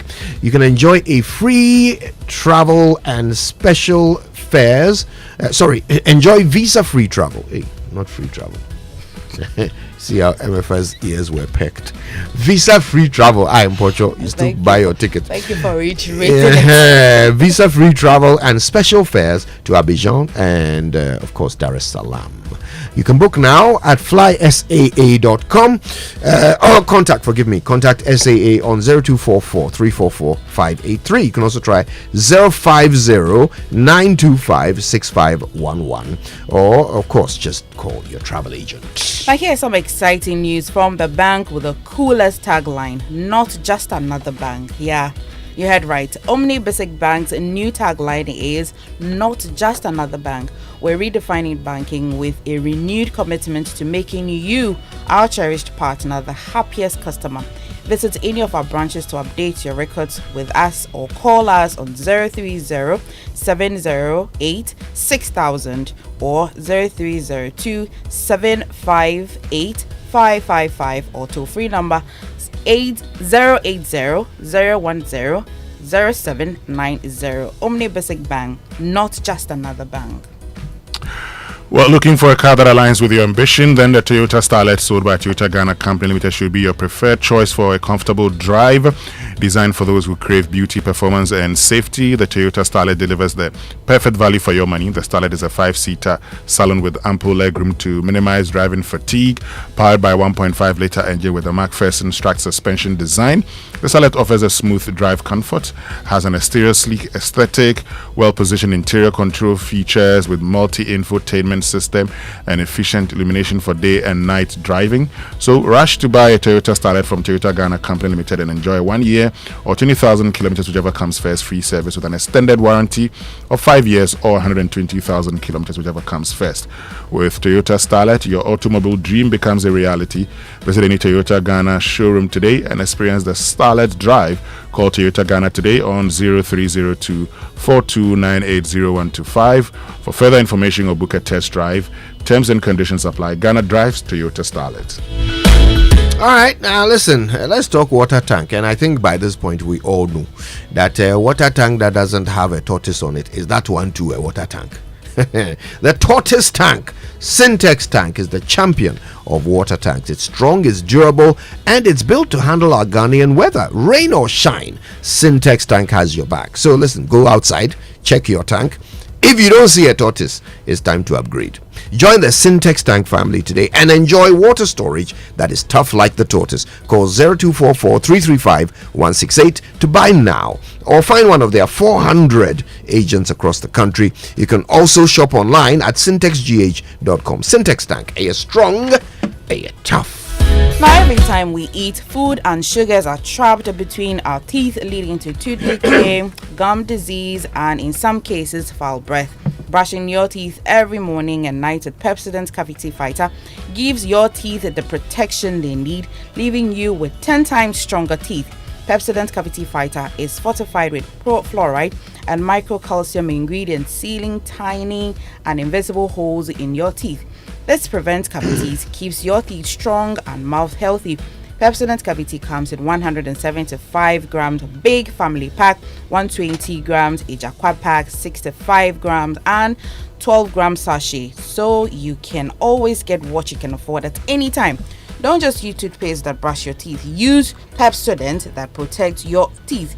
Always remember to brush your teeth in the morning and before you sleep at night. Pepsodent has been educating Ghanaians on how to brush their teeth for 25 years. Pepsodent is recommended by the Ghana Dental Association. Pepsodent also gives you the opportunity to talk to a dentist for free. So call 0800 161 000 to talk to a dentist for free. You can also get Pepsodent at any shop near you or call Customer Care Center toll free number 0800 200030. Pepsodent, every smile matters. So, renewing your motor insurance policy with SG Ghana is not just about getting reliable cover for you and your vehicle. There are amazing extra benefits that will blow your mind. So, from now to the 30th of May 2025, buy or renew your comprehensive motor insurance policy with SG Ghana Sun Drive and win big in the SG Insure and Win promo. You stand the chance of winning a 2-night all expense paid stay for two at the luxurious Safari Valley Resort. You could also win 4 brand new tires or free car servicing for a whole year. There's more. Get up to 1,000 free fuel instantly just for renewing or buying your comprehensive motor insurance policy from SG Ghana. Call 0302 214 314 for more information or walk into the nearest SG Ghana branch to buy or renew your motor insurance today.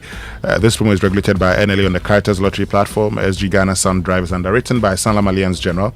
Terms and conditions apply. Societe Generale Ghana. The future is you.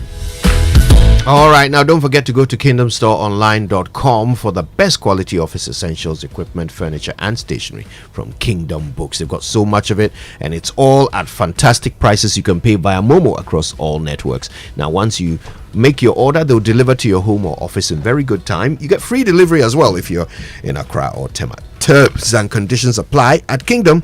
Quality and affordability are their hallmarks. Okay, all right, sports and birthdays coming up, as well as food for thought with Uncle Abel White. Don't miss any of it.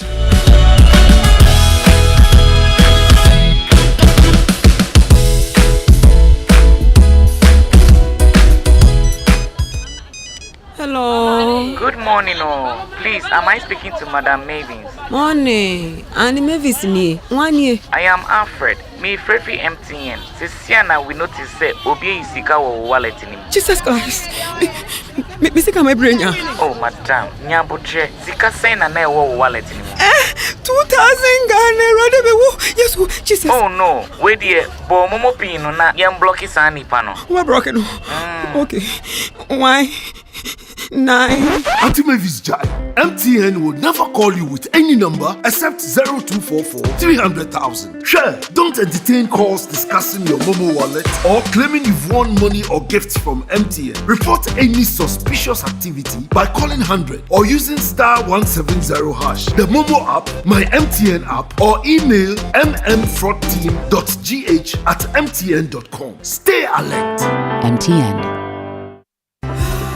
Imagine a world where your home or business is powered by the sun's boundless energy. Picture your rooftop transformed into a solar sanctuary, radiating with eco-friendly vibes and city-saving brilliance. Well, dream no more. With Standard Chartered's renewable energy loans, you can turn this dream into a dazzling reality. And guess what? Our renewable energy loans come at very low rates. That's right, we are not just offering loans, we are offering the keys to your solar-powered kingdom. Say goodbye to high electricity bills and step into a new world where every watt generated is a step towards a brighter, more sustainable future. So if you're ready to take control of your energy destiny and switch to solar today, give us a shout on any of the following phone lines: 050-153-5789, 050-153-5790, 0244-674154. Let's chart a course for a brighter tomorrow and make your solar dreams shine brighter than ever before. Standard Chartered, here for good.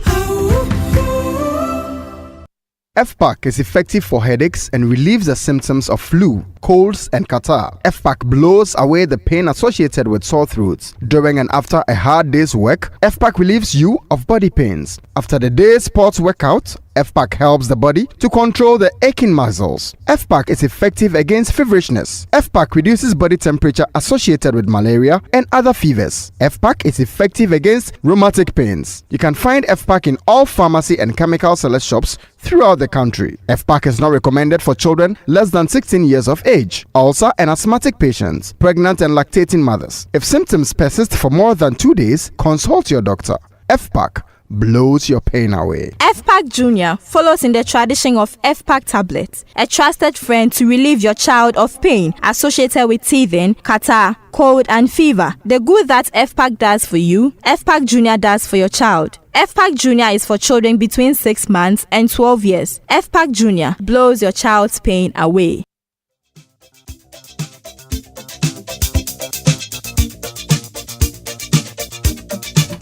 All right, let's get to it. Birthday messages on the Super Morning Show are brought to you by MTN. Everywhere you go, and Bank of Africa, the African bank with global reach. Bank of Africa, as strong as a group, as close as a partner. And we'll do the birthday messages later. Okay. Sports, All yes. right. Okay. All right. Well, I am ready for that. The Joy Sports Center is brought to you by MTN. Everywhere you go, Standard Chartered Bank, here for good. Franco Trading, still phone Papa Pefi. And of course, let's not forget FPAC blows your pain away. Winston has got it. And of course, we have the DSTV, which brings you all the leagues, all the cups, all the matches live in HD. This season promises to be exciting. DSTV, your home of entertainment. And at Standard Chartered, we believe it's essential to take the right step towards achieving financial stability. So now is a perfect opportunity to set your financial goals and start on the right path. An input from a professional can make the difference. At Standard Chartered Wealth Management Company Limited, you have access to a wide range of investment options that offer you monthly and half-yearly interest payments through diversified investment portfolios. Call us on 0233 000041 or 0200 127755 or visit us on the 4th floor of the Perbia House, Airport, Accra today and speak with our certified investment advisors on what options suit your financial objectives and risk appetite. Now get ready for MTN Stands and Worship 2025. It's bigger and better this year. You don't want to miss great performances from great artists like Tego Sisters, Moses OK, Hannah Mafo, Nasi, Gift Yosei, Bethel Choir, and a host of other spirit-filled artists. Now join us on Easter Sunday, April 20th at Grand Arena at 6 p.m. for an unforgettable night of heavenly worship. Gospel legends and fresh voices will take you on a musical journey through the decades, blending classic hits with modern favorites. Dress up and show up in all white attire and be prepared for a heavenly night. Let's come together to celebrate God's greatness at MTN Stands and Worship 2025. It'll be heaven on earth experience. This event is strictly by invitation. All right, well, if you're planning some shopping, make sure you stop by Franco Trading for all of your mobile phone needs, whether it's a Nokia, a Samsung, iPhone, or you could even get a smart TV. 32 to 100 inches are all available. Franco air conditioners are the best. You can get for 1.5 to 2.5 horsepower, or chest freezers, refrigerators, washing machines, microwaves, blenders, CCTV camera setups with some great functions, and of course all other mobile phone brands are available. If you shop on their digital platforms, you get 40% discount. So here's what you do. Call them on 0246 422 338 or download the new Franco app from the Google Play Store. You can also go to francotrading.com to learn more. Still, phone Papa Pefi. And still the home of the latest in the world of sports. We call it the Joy Sports Center. And Kojo, last night we saw FC Barcelona deliver a statement performance as they thrashed Borussia Dortmund by 4-0 in the first leg of that UEFA Champions League tie. Lewandowski wins it back against a hesitant Anton. Rafinha looks for Yamal. Is this another one? Yamal! Oh, it's simply sublime from Barcelona on the counter. Lewandowski won it to Rafinha and to Yamal. Meanwhile in Paris, Fabian Ruiz finds Kvaratskhelia. Hakim is furthest forward. Kvaratskhelia. Oh, he's got all the way! What a goal! What a player! The Georgian genius gives PSG the lead in style. It took a while, but PSG eventually brushed aside Aston Villa and take a huge first leg advantage in their march towards the semi-final. We'll review all of the action from last night's UEFA Champions League quarter-final games, as well as look ahead to the Europa League quarter-final matches that are coming up. But let's start from home, because Nswatraman's decision to withdraw from the Ghana Premier League midway through the season has had serious implications, particularly for their players. The Bono-based club pulled out of the top flight after a tragic incident in February when acts of hooliganism in Nswatre led to the death of an Asante Kotoko fan. Since then, Nswatraman had become targets of hostility during matches, ultimately prompting them to end their 3-season run in the league. In this piece, Daniel Cranton looks at how the fallout is affecting the development of Ghana's under-17 captain Benjamin Tivanyo. Months ago, he was on the brink of his big break, captain of Ghana's under-17 national team and one of the most sought-after talents in the country. Benjamin Tivanyo's ability caught the eye of quite a number of clubs, both home and abroad. He joined Ghana Premier League side in Nswatraman after positive talks with their manager and former Black Stars forward Yao Preko. The season started well for the youngster, making himself a regular starter for the side until that fateful incident on the 2nd of February 2025. What was supposed to be a routine Ghana Premier League game between Nswatraman and Asante Kotoko escalated quickly with clashes on the pitch in Nswatre between the two teams before Asante Kotoko fan Nana Pole was murdered outside the stadium a few minutes after full time. Due to issues relating to the safety of their players and officials, Nswatraman decided to withdraw from the Ghana Premier League. That decision by the club isn't as straightforward as it seems, as it now leaves the players and their staff in a state of uncertainty. With the transfer and player registration window shut until the end of the season, players of Nswatraman are now set to be idle for the next 4 months. Well, some of us are worried. Yeah, we've been talking a lot. Some of us are worried, but for now I'm in the house, in the house. But he reviews the players have now set their personal training regimen to stay active until the end of the season, when they will be free to make moves elsewhere. I do train at a big side with some young footballers, and also I train with some second division team at where I do stay. For me, I don't even want to stay in Ghana again. But how will this period of inactivity affect players who seek moves elsewhere? Transferring of players depends on the profile of the player, the number of matches that the player has played. So if a player is being an idle of 3 to 4 months, and the player doesn't look much effective anymore. For instance, for European clubs, they will say no to any of these players, no to them. His club's withdrawal from the league may have stalled his development and caused some uncertainty. But Tivanyo is choosing to remain positive and is not going to allow his smile to fade. Brilliant reports there from my colleague Daniel Cranton. Let's move on to Europe now, because Rafinha equaled Messi's club record for goal involvement in a single Champions League campaign as Barcelona thrashed Dortmund by 4-0 last night to take command of their quarter-final tie. The Brazilian scored and assisted twice to reach 19 goal involvements, the same as Messi achieved in the 2011-2012 campaign. Robert Lewandowski also scored twice against his former team before teenage sensation Lamine Yamal wrapped up the scoring for the Blaugrana. Despite the huge lead, Barca boss Hansi Flick believes the tie is not yet over. The way how we play is the most important thing, and when you play like this, so it's also like then we also can score, and this is the most important thing. No, it's not done. It's almost down.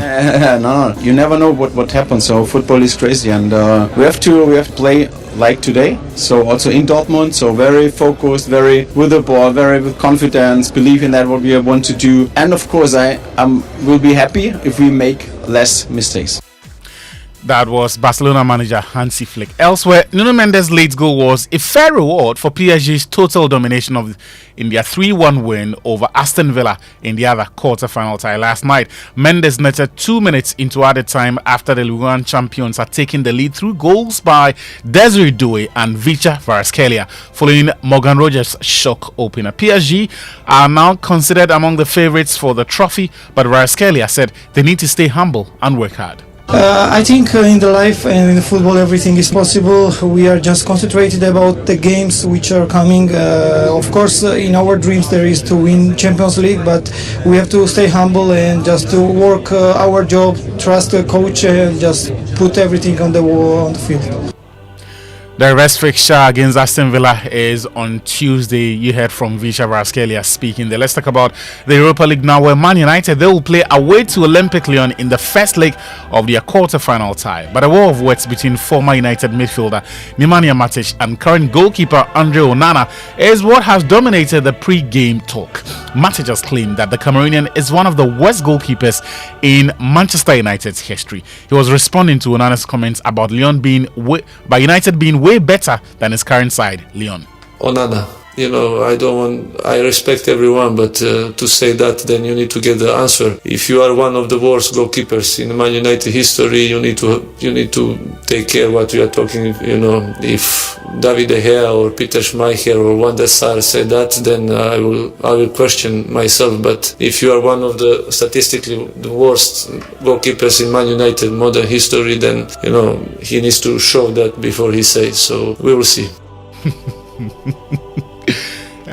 Nemanja Matic deciding to go the way of honesty and completely ignoring diplomacy. Well, his comments drew immediate response from Onana, who took to Twitter to say that at least he's lifted trophies with the greatest club in the world. Some can't say the same. Meanwhile, Onana's manager Ruben Amorim also came to his defense, explaining that Matic didn't understand the full import of Onana's message.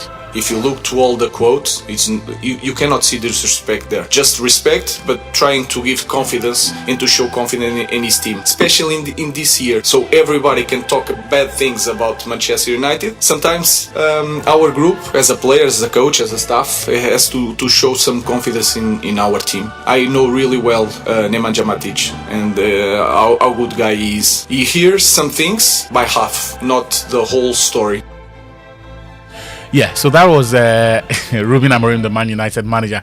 There are other games coming up. Bodo Glimt are home to Lazio. Rangers are welcoming Athletic Club. Tottenham will play Frankfurt.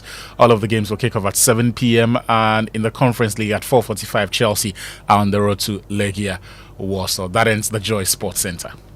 Thank you very much, Victor Achu Tamakolo. It means we can now bring you food for thought. Brought to us by Roverman Productions. Be the difference. Be the difference. And Koba, our lives simplified. Uncle. My favorite, what you say? Uncle, good morning. Okay. I see what you're wearing now. Yes, this morning I decided to wear batakari. Yeah. No, it works for you. Did you seek permission from Sammy? No. He's on leave, so I decided to wear one in his honor. All right, to represent him. Sure. All right, listen. My play, the X Factor, will have its second weekend run from tomorrow. Sure. Tomorrow, Friday, Saturday, and Sunday at the National Theatre. Winston will give you all the details. Sure. It's turning out to be one of our most impactful plays. And so if you haven't watched it or you have never watched any of my plays, I think this is a good one to start with. And Uncle, I have realized that I realized something briefly before you start, that every time you come up with a new play, it's an improvement of the previous, which means that the feedback and everything is taken seriously. I like that. And I mean, I've heard all the good reviews of the X Factor, and patrons will be joining you. The key word is that you have heard. Yes, I didn't want to lie because I wasn't there. This weekend, if you are there, I'll pick you from the gate. I will know from the gate. Of course. Yeah, but Winston, God has been good to us. This play, I think it's turned out much better than any of us expected, and its impact has been overwhelming. And so, if you are listening to us and you want to know why we are saying that, you just come this weekend at the National Theatre. Sure. Winston, this week I have been reflecting on leadership in Ghana. On Monday, I talked about the code Ghanaians pressure those in leadership positions to live by. And it does not matter if the leadership is in the context of business politics sports, or even the church. That code says the leader must put on airs and take full advantage of his position. And so, for instance, the leader cannot carry his own bag or briefcase. In church, the pastor's Bible is carried for him. We insist that our leaders put on airs and demand to be served and take full advantage of their positions. To put it bluntly, we lie down for our leaders and expect them to walk over us. This morning, I want to continue with this theme of the codes for leaders in Ghana. Let me call him Jude. Jude is the CEO of a bank. In his early days as the CEO, he chaired a meeting with his executive management team. The executive management team was made up of all the heads of the various departments in the bank. Jude, a firm believer in the adage, wisdom does not reside in one person's mind, believed in consultation and teamwork. He believed that his job as a leader was to tap into the knowledge, experience, and insights of everyone around him, and then from their input, discern the best course of action. But he was in for a shock. He presented a situation to the team and asked the members for their input. It was a very important issue that could define the future of the bank. There was an uncomfortable silence as people shifted in their seats, but nobody spoke. Finally, the most seasoned among them, a man who was also the closest to the CEO because they were in school together, spoke and said, "Boss, what is your position on this matter?" Jude said, "My position on this matter does not matter for now. What matters is what you, as my executive management team, think." The seasoned head of department said, "Boss, it will help if we know what your pleasure is so we can back and support you." Jude said, "That is not how it should be. You are to speak to the matter and advise me on what you think is the best way forward." But he was wasting his time. Everybody hedged around the issue. Nobody said anything substantial because they were afraid of stating a position that might go against the position of the boss. And that is another code for the Ghanaian big man or leader. Nobody working with him or under him disagrees with him openly. They may think and know that the boss is wrong, but nobody around him will point that fact out to him. Instead, they find ways of making the boss feel that what he is doing and what he has decided are the best anyone could come up with. Because of this tendency in Ghana, most Ghanaians in leadership positions have no idea that they are not doing well until they are out of office. A classic case is that of our own Osajifo Dr. Kwame Nkrumah. About 20 years ago, one of the people who was with him in exile in Guinea granted an interview to a radio station here in Accra. In the interview, he talked of how in exile, Osajifo related to those who were with him. He said Osajifo insisted on eating with them at the same table and engaged them on any topic. He treated them as family and friends. One day at lunch, according to this man, Osajifo asked them why the coup that toppled him had been popular with Ghanaians. Osajifo said he thought Ghanaians loved him and loved the leadership he was giving them, and so he did not understand why they had embraced the coup with so much joy and celebrations. It was then that for the first time Osajifo heard that the going had been hard for the people and that there was suffering in Ghana under his regime. He said Nkrumah was shocked. He got up and retired to his room and did not come out for the rest of the day. And Winston, why did Nkrumah not know the situation on the ground? Answer, because nobody around him, some of whom knew exactly what was going on, would tell him the truth of what was going on when he was in power. Sure. A lot of our leaders think they are doing very well because those around them give them that impression, when in reality, they are messing up big time.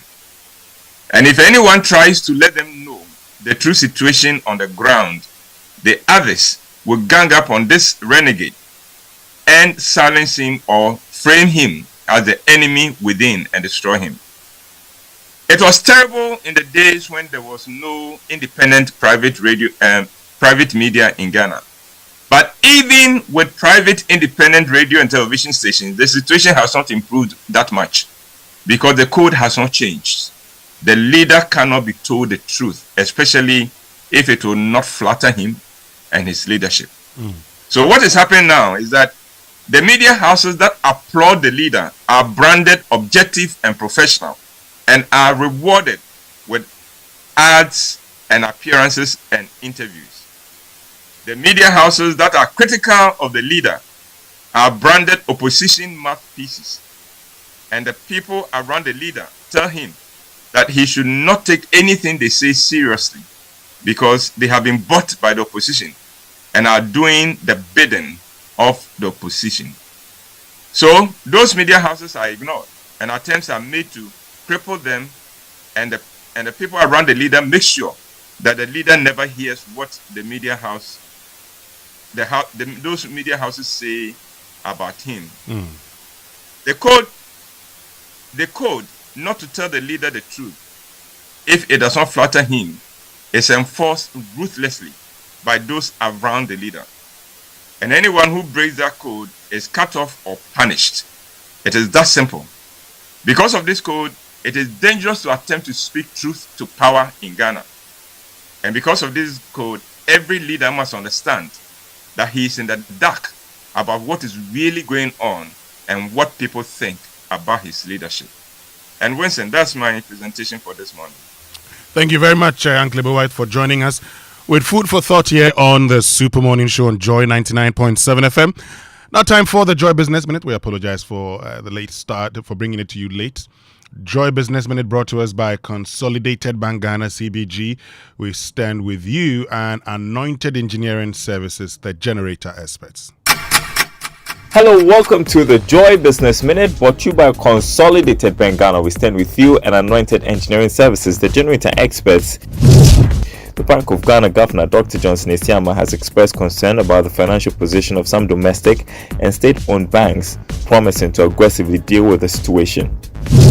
Government has made significant progress towards paying debts owed some American companies, a move that could help Ghana in securing fresh IMF funding in July post-program review.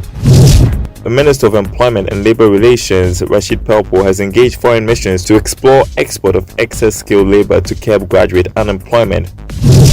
And financial markets in Asia and Europe have made gains after Donald Trump announced a 90-day pause for countries hit by higher US tariffs. And that's the Joy Business Minute brought to you by Consolidated Bank Ghana. We stand with you, and Anointed Engineering Services Limited, the generator experts.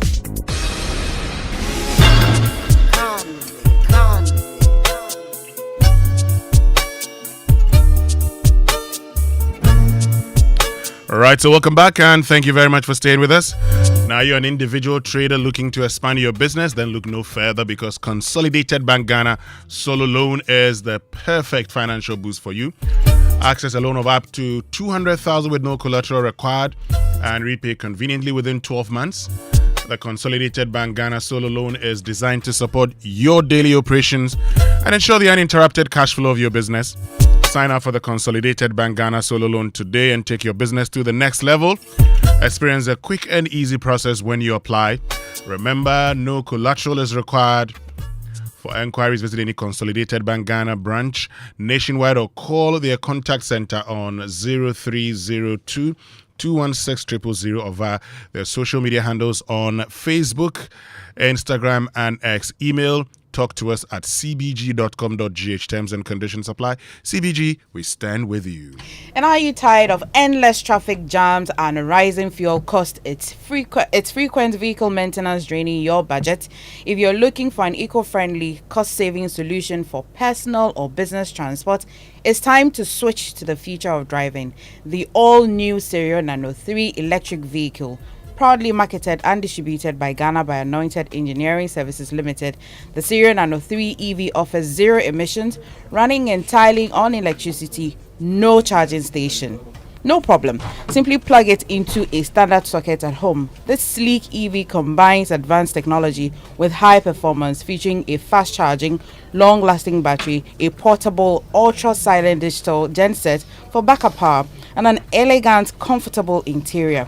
Every purchase comes with a 1-year warranty. Visit our showroom at Kwame Nkrumah Avenue, Farisco Traffic Light, opposite Glyco at Dabraka, Accra, or call 0540 100 868 or 0243 480 334. And in Kumasi, find us in front of the Tatiyad Akmayanka Road or call 0243 480 334 or 0544 340 589. Serial Nano 3 EV.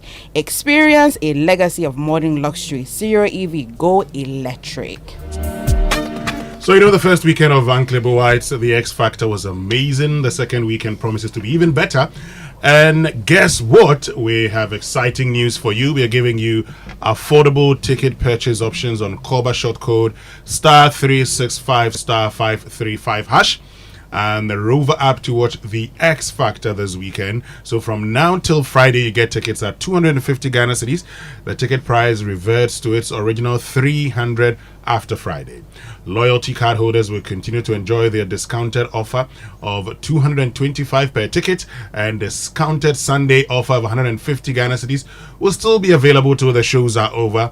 Remember, all the special offers are available only on the short code *365 *535# and the Rover app. The X Factor shows at the National Theatre this weekend. On Friday at 7 p.m, Saturday 4 p.m. and 8 p.m, 2 shows, and Sunday 1 p.m, 4 p.m. and 8 p.m, 3 shows. Get your tickets now. Call 0505 546 010 on WhatsApp 0505 546 030 for enquiries. Sponsors: Koba, Gino Tomato Mix, Tilly's Tea, and Built Africa. Communications, M Notify, and Logistic Movers. The X Factor proudly brought to you by Roverman Productions in partnership with Joy FM at the National Theatre. Roverman Productions, be the difference. Of course, make sure you get to see The X Factor this weekend.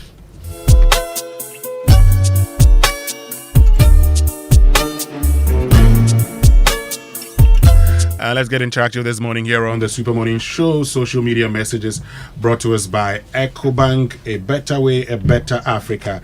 And number 10, liver salt, a refreshing relief, as well as Provident Insurance. With Provident, man, you're covered. Every day, people face different emergencies: police emergency, fire emergency, medical emergency, you name it. But Ghanaians don't know the emergency numbers. Well, here is one you'd want to remember: *770#. Yes, *770# is the EcoBank Money Emergency number. *770# gives you instant access to loans, fund transfer, utility bill payment, airtime and data purchases, and so much more. You don't need internet for this. Just dial *770#. No need to panic in any money emergency. EcoBank will always come to your rescue. Dial *770# now for solutions to your money emergencies. EcoBank, the Pan-African Bank. Okay, now this new year, let your journey be worry-free. Renew or buy a brand new motor insurance policy with Provident Insurance from January until March 2025 and enjoy exciting rewards, including fuel coupons and exclusive Provident souvenirs. If you need assistance, you can chat with Obaya, our friendly WhatsApp assistant, on 0242 426 396, and they'll sort you out. Baby, anywhere at any time. Or you can visit any of their 15 branches across the country. Provident Insurance is your reliable partner for 43 years, keeping you covered every mile of the way. So don't miss out on this special offer. Chat with Obaya now or visit any of their branches or agents or brokers today. Terms and conditions apply. With Provident, man, you are covered. Great. Stay with us. We'll be right back after these messages here on the Super Morning Show on Joy 99.7 FM. EcoBank Mobile, they make me say, oh yeah, oh yeah. EcoBank Mobile, they make me crazy. Download it, then use it. It gon' make your life so easy, yeah. Oh yeah, download it,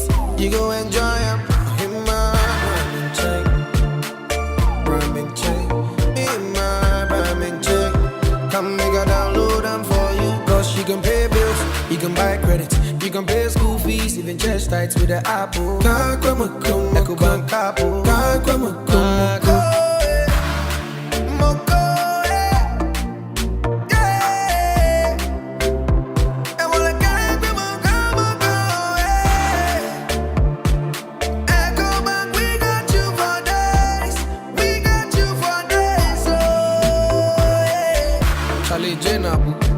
Life is easy with the Ecobank mobile app. You can pay your bills, transfer to and from mobile wallet, virtual card creation, transfer to other banks, express account opening, scan and pay, express cash, all at your fingertips with the Ecobank mobile app. You know it's 5-star life with Ecobank. Can promise. This new year, let your journey be worry-free. Renew or buy a brand new motor insurance policy with Provident Insurance from January to March 2025 and enjoy exciting rewards such as fuel coupons and exclusive Provident souvenirs. Need assistance? Chat with Obaya, our friendly WhatsApp assistant on 024-242-6396. She will sort you out babia, anywhere, anytime, or visit any of our branches, agents, or brokers today. Provident Insurance, your reliable partner for 43 years, keeping you covered every mile of the way. Don't miss out on this special offer. Terms and conditions apply. With Provident, man, you're covered. Provident, man, you're covered. We shouldn't have gone to that party. Masa, my head is killing me. Is that your stomach? Yes. What did you eat? I don't know. Get rid of your gastric problems with number 10 liver salt. Number 10 gives you quick, effective relief from nausea, indigestion, heartburns, hangovers, and hyperacidity. And with different fruity flavors such as orange and lemon, it's a pretty tasty way to end an uncomfortable situation. Number 10 liver salt from Ernest Chemist, because everyone needs a chemist. This advert has been vetted and approved by FDA. In partnership with Joy FM and National Theatre, Roverman Productions presents an unclaimable classic, The X Factor. P, you vanished from my life for 2 years, and then out of the blue, you dragged me here and asked me to marry you. Of course, can you think of any other boy who can do that? I am out of here, and for your information, the man I am going to marry is the one waiting for me in that car. There's no way you marry an under 2,000 man. What? The total cost of everything he's wearing was less than 2,000. Shirt 120 kanta, jeans 200 kanta, shoes 180 kanta, perfume 80 cedis. About you tulale, singlets and boxes 40 cedis. Those boxes and singlets cost more than that. I bought those for him on Val's Day. Wow, look, is he a Bobo dancer? P! Shows on April 4th, 5th, 6th, 11th, 12th, and 13th at the National Theatre Accra. Fridays at 7 p.m., Saturdays at 4 p.m. and 8 p.m., and Sundays at 1 p.m., 4 p.m., and 8 p.m. Rates 300 Ghana cedis. Buy your tickets via regular outlets or at Koba short code *365*535# or via the Roverman app. Sponsors: Koba, Gino Tomato Mix, Tilly's Tea, OCM, and M Notify. Call 050-554-6010. Roverman Productions. Be the difference.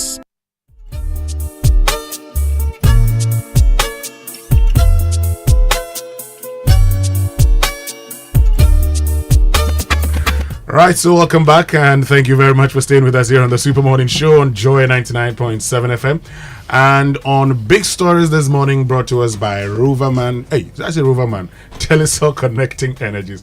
Oh, Uncle Boy, you see what you've done to me. Our focus is on this.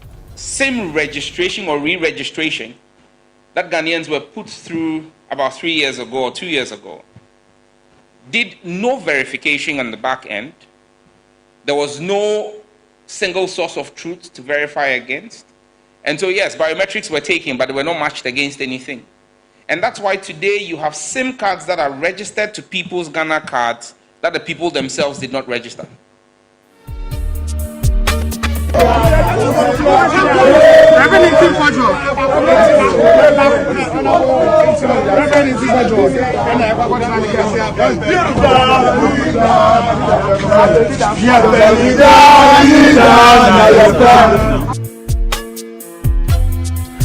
So yesterday, Communications Minister Sam George announces new SIM card re-registration, or maybe registration, because he says that process was not completed.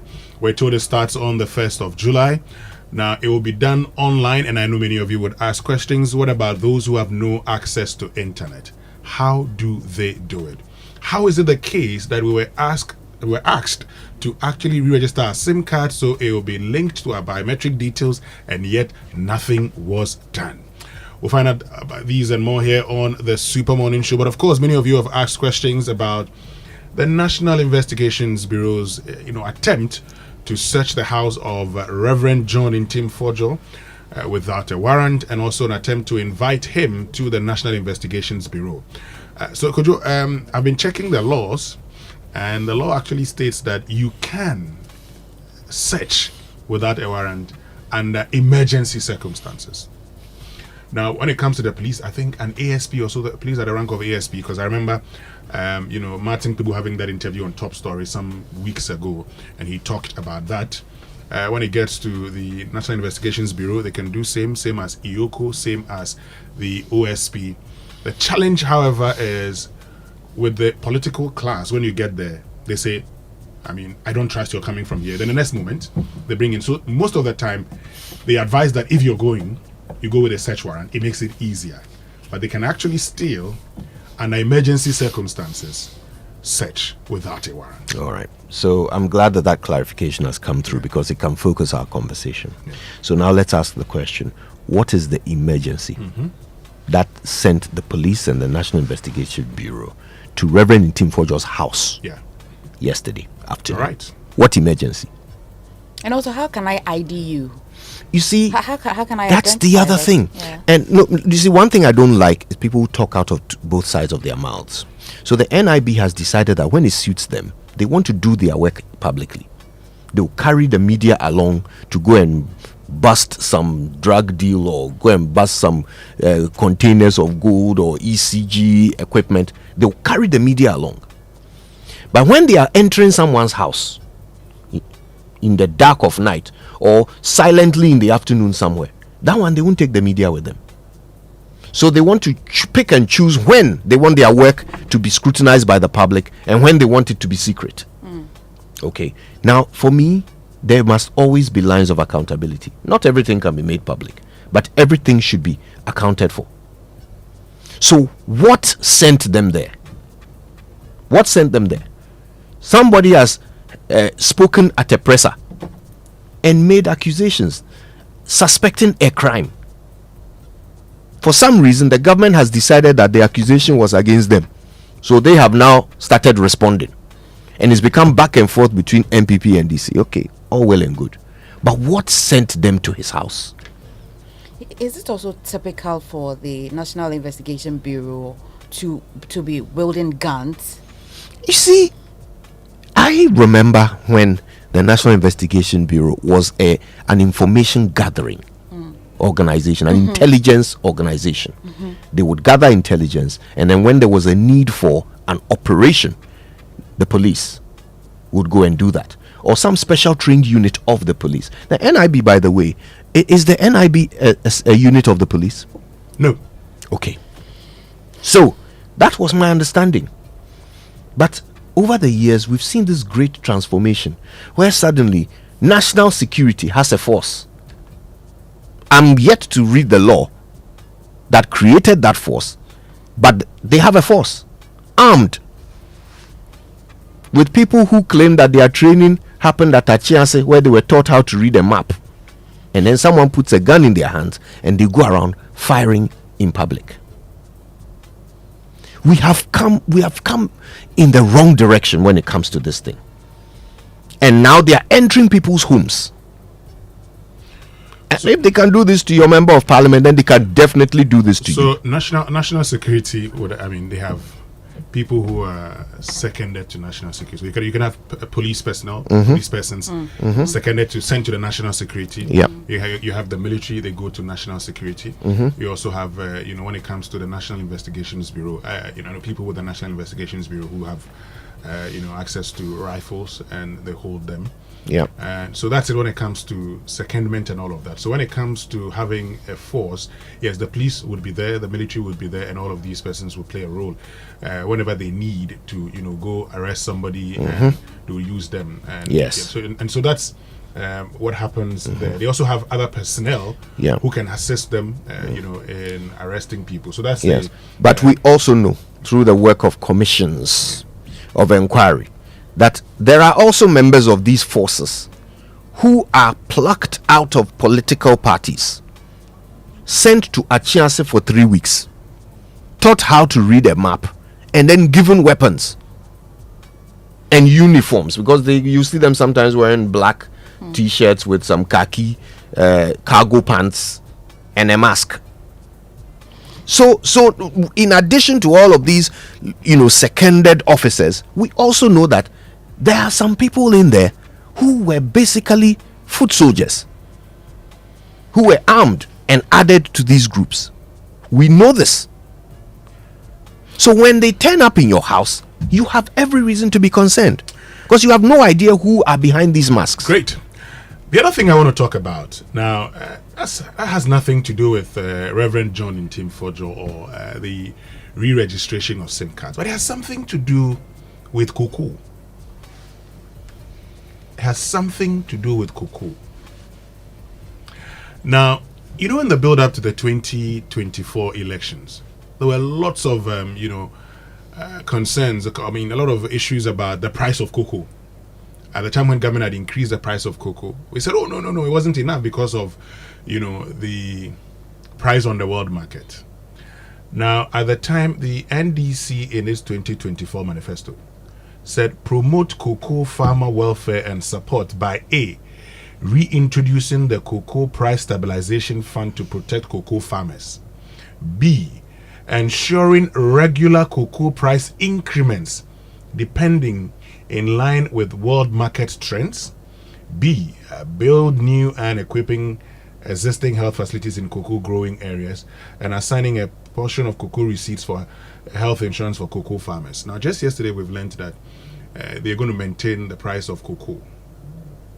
I say, if we all said at the time that the price of cocoa was inadequate considering the market on the world considering the world market price, it is still inadequate, and the price of cocoa must be increased.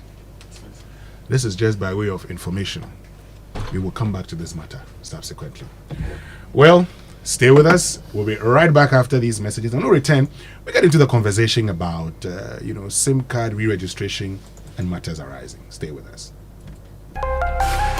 Are you tired of rising fuel costs and frequent service and maintenance draining your budget? Are you a transport business thinking of the best eco-friendly and cost-saving option for a car? Then switch to the Cerio Nano 3 electric vehicle. The Cerio Nano 3 EV is proudly marketed and distributed in Ghana by Anointed Engineering Services Limited. The sleek Cerio Nano 3 electric vehicle, with its advanced technology and high performance, emits zero emissions because it does not run on fossil fuels. No need to worry about a charging station because you can charge your Cerio at home directly by plugging into the socket. The Cerio Nano 3 electric vehicle offers unmatched comfort, interior design, fast charging, long-lasting battery, and a portable digital ultra-silent genset for backup charging no matter your power situation anywhere. Visit our showroom for a test drive at the Kwame Nkrumah Avenue, Farisco Traffic Light, opposite Glyco Office at Dabraka, Accra. Call our hotlines on 0540 100 868 and 0243 480 334. Anointed also stocks genuine spare parts and delivers after-sales services 24/7 for our Cerio Nano 3 EVs. The Cerio Nano 3 electric vehicle. Experience a legacy of luxury modernized. Cerio EV. Go electric.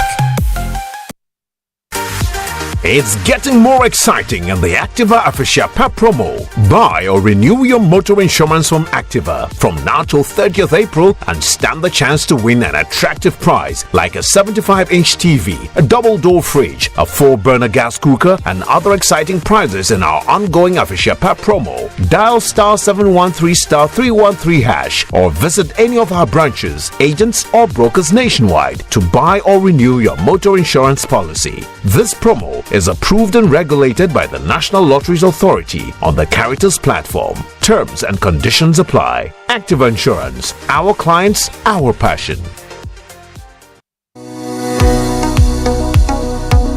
Do you want to study abroad? I present to you Astolinks International. They give professional advice on study visas to the USA, UK, Canada, Australia, New Zealand, Ireland, and other European nations. They also advise on visa applications, general travel, and other immigration services. Call them on 0537 152 118 or visit them at 4A Pawpaw Street in East Legon. For more information, check out astolinks.net. Astolinks, pathway for success.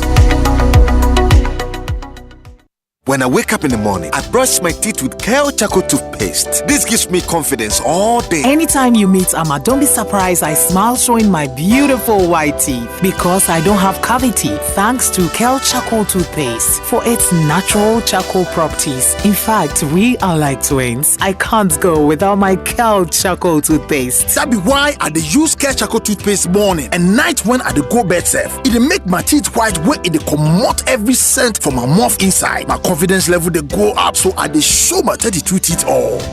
Introducing the Kale Charcoal toothpaste, formulated with activated bamboo charcoal powder, ensures whiter teeth and removes bad breath. The strong natural property of the activated bamboo charcoal removes bacteria, absorbs surface stains on our teeth caused by coffee, wines, and tobacco. Welcome, Kale Charcoal toothpaste. Kale Charcoal toothpaste, Sankofa Yenchi. Kale, happy smile. This advert is FDA approved. Electroland Ramadan promotion is here. Get unbeatable deals on top brands Samsung, TCL, Media, and Nasco. Get Nasco 166-liter top mount freezer at 3,999 Ghana cedis plus a free flask. Nasco tabletop freezer starting from 1,999 Ghana cedis plus a free flask. Nasco chest freezer at 3,899 Ghana cedis plus free Nasco deep fryer. Get our Media 198-liter chest freezer at a whooping discount from 5,249 Ghana cedis to 3,999 Ghana cedis. For 4,499 Ghana cedis, you can get a TCL bottom mount fridge plus free Nasco meat grinder. Get our Samsung top load washing machine at 6,499 Ghana cedis plus free Nasco deep fryer. Rush to our showrooms and authorized dealers across Ghana. Call 0503 159 739 for inquiries. Electroland, home of affordable luxury appliances and electronics. LPG I am from a jar and hotse. Nanso se ehubeti amawa agise wo de adi dwuma yie. Ansa na wo beso wujano. Hwia na hwe se mframeja ho nka biara enje ho. Se wote mframeja ho pampana buebue apono ne mpoma no nyina eba ne saa a menso ana menum biara edi enyina mahoden eye adwuma. Dundum eja biara waso wo ho. Na frɛ onimdifo mano mmehwe mawo. Fasamina nsuogu mframeja tontruwa no ano. Se wo ehuro a natural se etue ampa tai hwe se droban na etwe mframeja no ho ntue na tai se sandroban no acha preko mfie mienu biara echi hwe se abri biara wo be soja no wo bepa wo matches ansa na waso wo stove hwe se mframeja ne ho asode no adum abri biara wo mfandi dwuma biara nkratuo yi efri National Petroleum Authority aswe. You see that girl? Coffee in your cup and joy on the set. The Super Morning Show is always the best bet. Wake up to joy, joy, joy. Sunshine and joy in the morning time. Yeah. Wake up to the Super Morning Show. Yeah. Wake up to joy.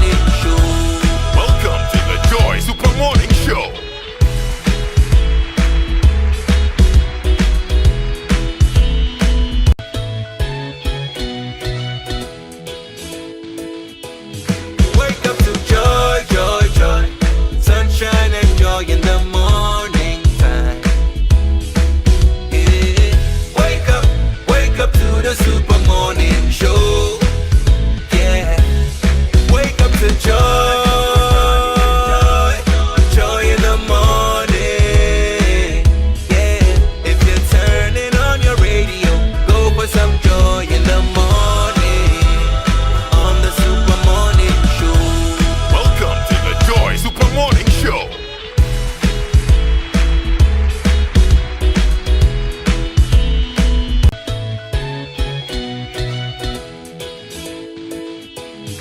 Wake up to joy, joy, joy. Sunshine and joy in the morning time. Yeah. Wake up to the Super Morning Show. Yeah.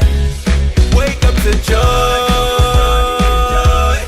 joy in the morning. Yeah. If you're turning on your radio, go for some joy in the morning. On the Super. Can't take it no more. God takes me back. All right, it's the Super Morning Show. It's 8:36, and listen. Let's talk about this SIM registration exercise that has been announced by the communications minister. All right. First, let's hear what he said. SIM registration or re-registration that Ghanaians were put through about 3 years ago or 2 years ago did no verification on the back end. There was no single source of truth to verify against. And so yes, biometrics were taken, but they were not matched against anything. And that's why today you have SIM cards that are registered to people's Ghana cards that the people themselves did not register. That's why today, even though there was a limit of 10 cards per Ghana card, there are instances where one Ghana card has been used to register over 30 cards because there was no matching. Many people have, and there was an instance, law enforcement instance that I encountered in my very first week. We're working with the then Cybersecurity Director General. We identified a number, saw the Ghana, did a cross-referencing with the number, the Ghana card that was used to register the card, geolocated the person, security did an operation, but it became immediately clear that the individual whose Ghana card, who we had picked up on the back of his Ghana card, was not the same person as the person who was using the same card. And that's simply because you have unscrupulous people who registered pre-registered SIM cards using people's Ghana cards. You go and you try to register, and then they tell you, oh, the network is down, it didn't go through, but they had registered a SIM card. And then they take your card again and do another registration. And then they begin to sell those pre-registered SIM cards. And so you will be an innocent person sitting down, and because your Ghana card had been used to pre-register a SIM card that was used in fraud, you'll be picked up. So people may think that, oh, but we went through the hassle. Yes, and I appreciate it. I was Christian Stubborn Academy because I opposed the registration process, because we questioned the technical basis of doing what was being done. And that's why I make a solemn pledge to you that you will not have to queue. You will not have to go and leave work for a day or two to get your SIM registered. There's a whole simple technical process behind it. It will be interactive. It will engage you. The regulator has seen the demo of it and how it works. We are very clear in our minds what we're going to do. Because if you've submitted your biometrics to the NIA, and the NIA has captured your biometrics, it's a simple opportunity for us to match what MTN or Telecel or AT holds against a certain number and cross-reference and send you a prompt to confirm if that number was really registered by you. So if someone has registered with your Ghana card without your knowledge, and that number is brought to your attention, and you indicate that that is not your number, we blacklist it. If it is your number and the biometrics match, we whitelist your number and you get a prompt letting you know that your identity has been verified. But we will go a step further to now do what we call the Central Equipment Identity Register. Now that is a registration not of your SIM, but of your phones. Every phone has an IMEI number, which is global and is a unique identifier, it's a fingerprint of your phone. And so we're also going to be sending you prompts to do the registration of your phone.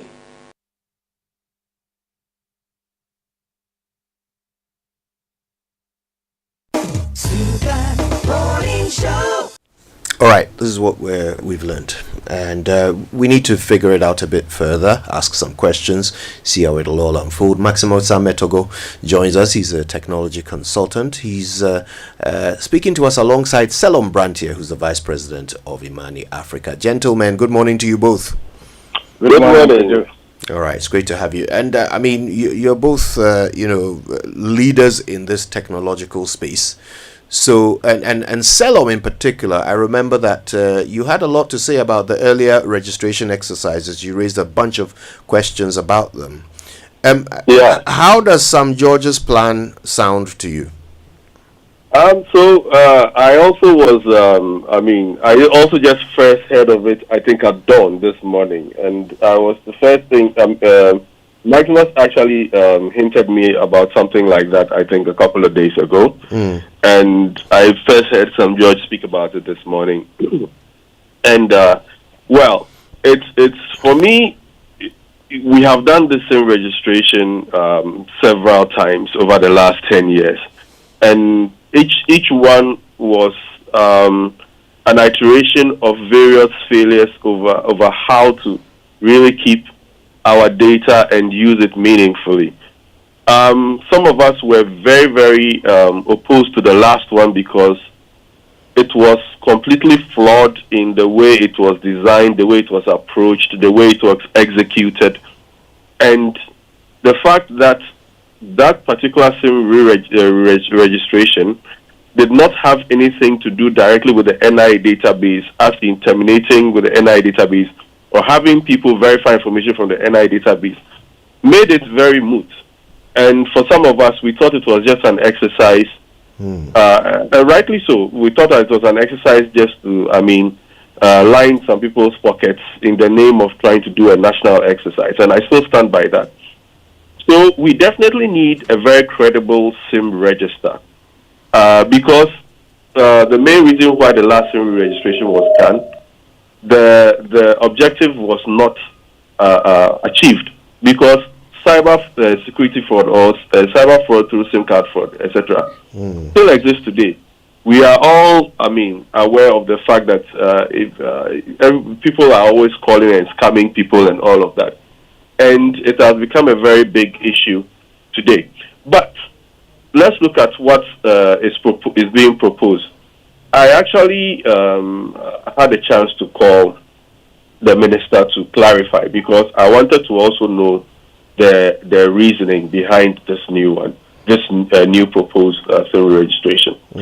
And from what I have gathered, it is going to be mostly an interactive process that will, first of all, seek to align the databases. So what is on your NI database is going to be synchronized with what is the existing data. So for most people who have done their, SIM registration, there might not be the need for anybody to visit any center unless there are discrepancies in your data on the SIM card and then the data on your national ID. So whereas in the previous instance, the biometrics were taken, but they were not really tied to. I remember we were taking pictures of our hands or our thumbs or something and putting a database. And that thing, all of us knew that was a very useless exercise in trying to capture any biometrics because I could take anybody's finger, I could capture anybody's thumb or finger and then put it there and say that was mine. So this is not about that, but this is mostly more about synchronizing the databases. The NI database is being made open and accessible to the SIM database. So if my number is 024-123-123, then they are going to check and see whether the details on the SIM match the details on the, your national ID, so that it can be synchronized and then you would know that, okay, so this is really the person that he says he is. I believe that whilst we are yet to see how to be implemented in full, I believe that this will be a probably more humane approach than the one we had before where we were all forced to go and queue and go through all of that rigmarole. I believe that in this particular instance, the main essence of having a credible database that identifies us as individuals with our SIM card or our phone numbers, this probably is a better step. They have the benefit of hindsight to be able to develop a system that is not intrusive, that's not going to force all of us to go to the telco operators' offices to go and queue needlessly for hours. If that is what is going to be done, some of us are really in favor of that, because then it will really be able to zero down on those who are using SIM cards for nefarious purposes, and then the security agencies will be able to execute their activities better and know that people cannot use their numbers or phone numbers to engage in fraudulent activity, which has been the case throughout.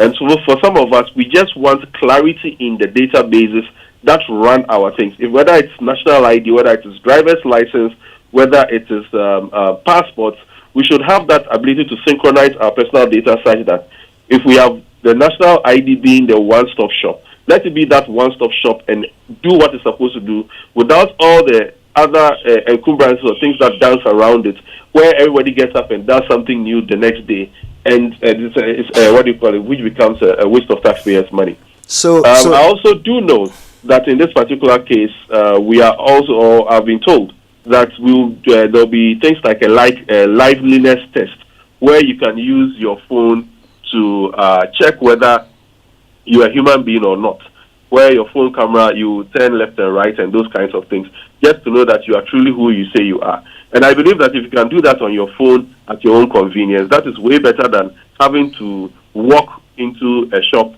and queue just to have your biometrics taken. All right. So if I'm right, your understanding of this new exercise is that it's really a sort of a validation of people's data against the national identification data. Yes. Okay. So for all intents and purposes, that is the main aim. Right. So anybody who currently has registered a SIM using whatever national ID information, that will be validated. Whether indeed that information is accurate or not, whether indeed that person used the correct national ID data to register the SIM, that is what will be validated. Yeah. That is what I understand is going to be done. So how is that an improvement validation on the is system? going to be done with the computer systems. Right. And then if there are discrepancies, then you will be contacted to be able to fix those discrepancies. What sort But of most the process will be done discrepancies? online. What sort of discrepancies could there be? If, for example, I have registered a SIM to a national ID that is not mine, and you come and you ask me to validate that process, and I just re-enter the same information, what discrepancy could there be?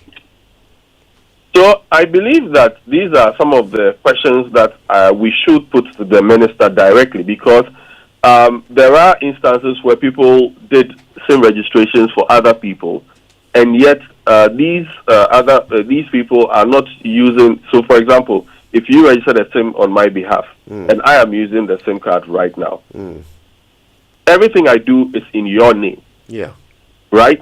Yeah. And therefore, if I go and do something criminal, they will track it to you. And that is what I believe is one of the biggest problems with the current situation as it is.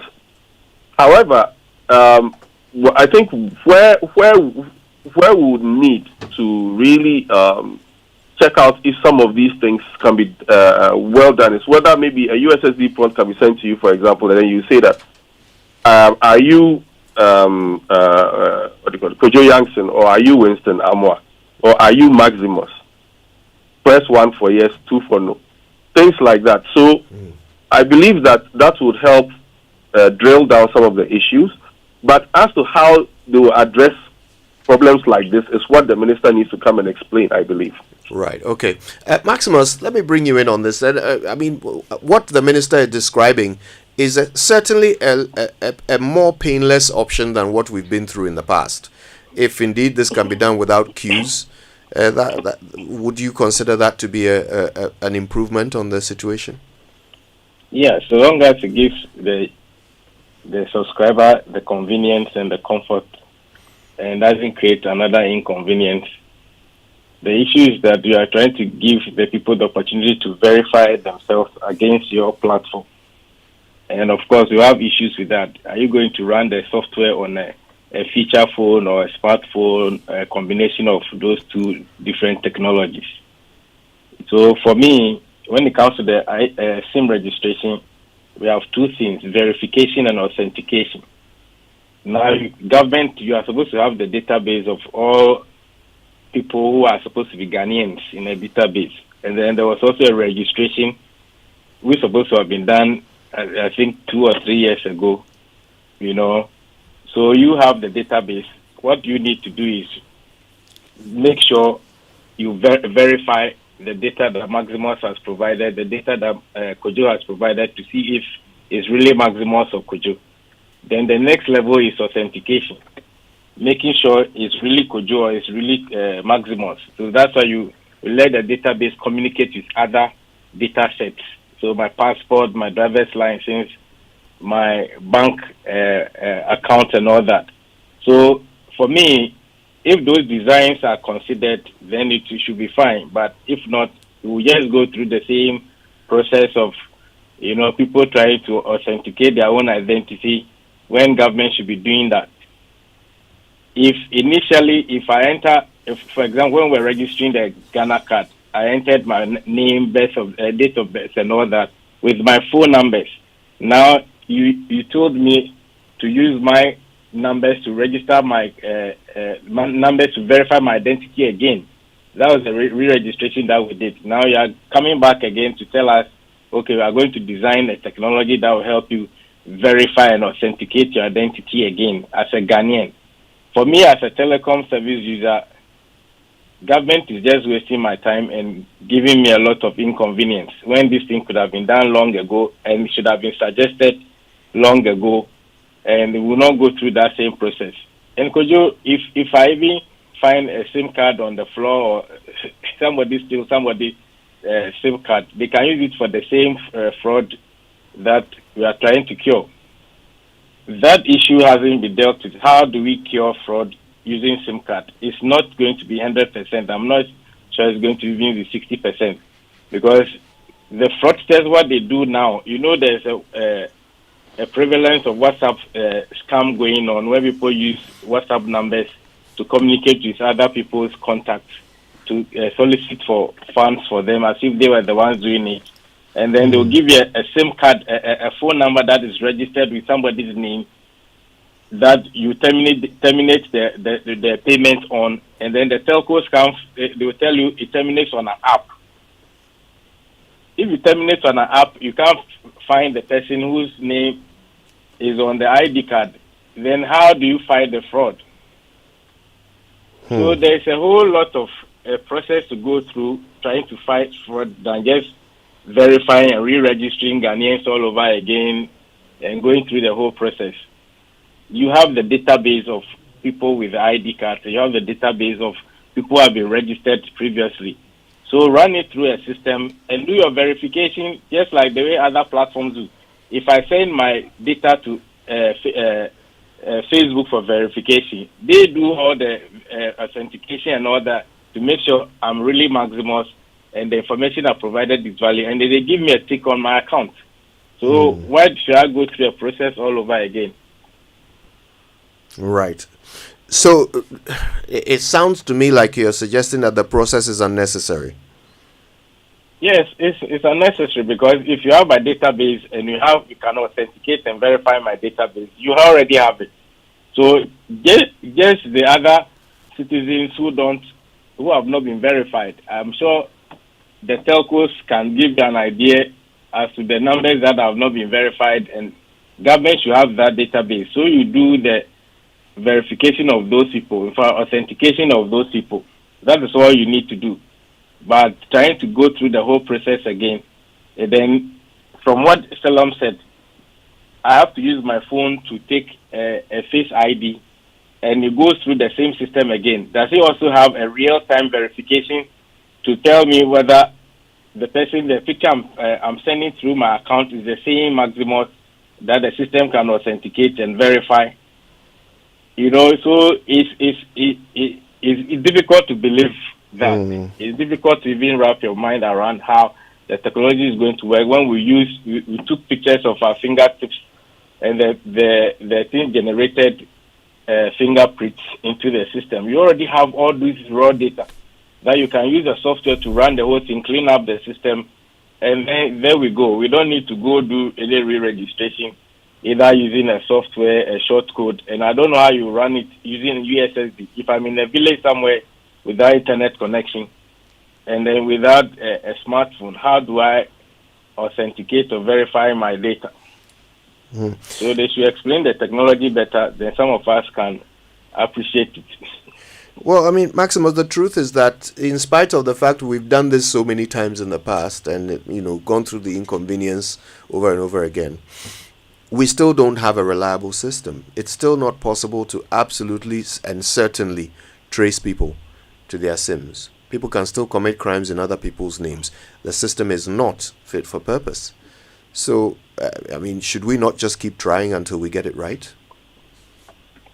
How many times will we keep trying? This is technology, because we did the first one, 2010, 2011, and then the minister was even against the fact that we needed to use only, in fact, then we use voters' ID and other forms of ID to do that. Then the next one is supposed to just be a Ghana card, because now you can identify Ghanaians just using a one database system. Now we are going to re-register people again against the same system. So I don't know what really we are going to cure, because people, sometimes you can even identify people by finding them. If I generate an address anywhere, how do you validate that? Because the verification is also very important, that the information I provided is really my house number. If you don't have a database of that, how do you cross-check and all that and make sure that my house number that I provided is the actual one? And if I even move to a different location, how do you know that I've even moved from my previous location for you to be able to trace me if I commit a crime? So it's not just the registration of the SIM card, it's the data that is the most important. Salam, I wonder how you react to that. This idea that, well, it's just... this is really just a confirmation of data that we already don't trust, and so it's not going to improve the integrity of the information. What do you say to that? Do we have Salom Brantier on the line? All right. Our apologies. I think we may have lost.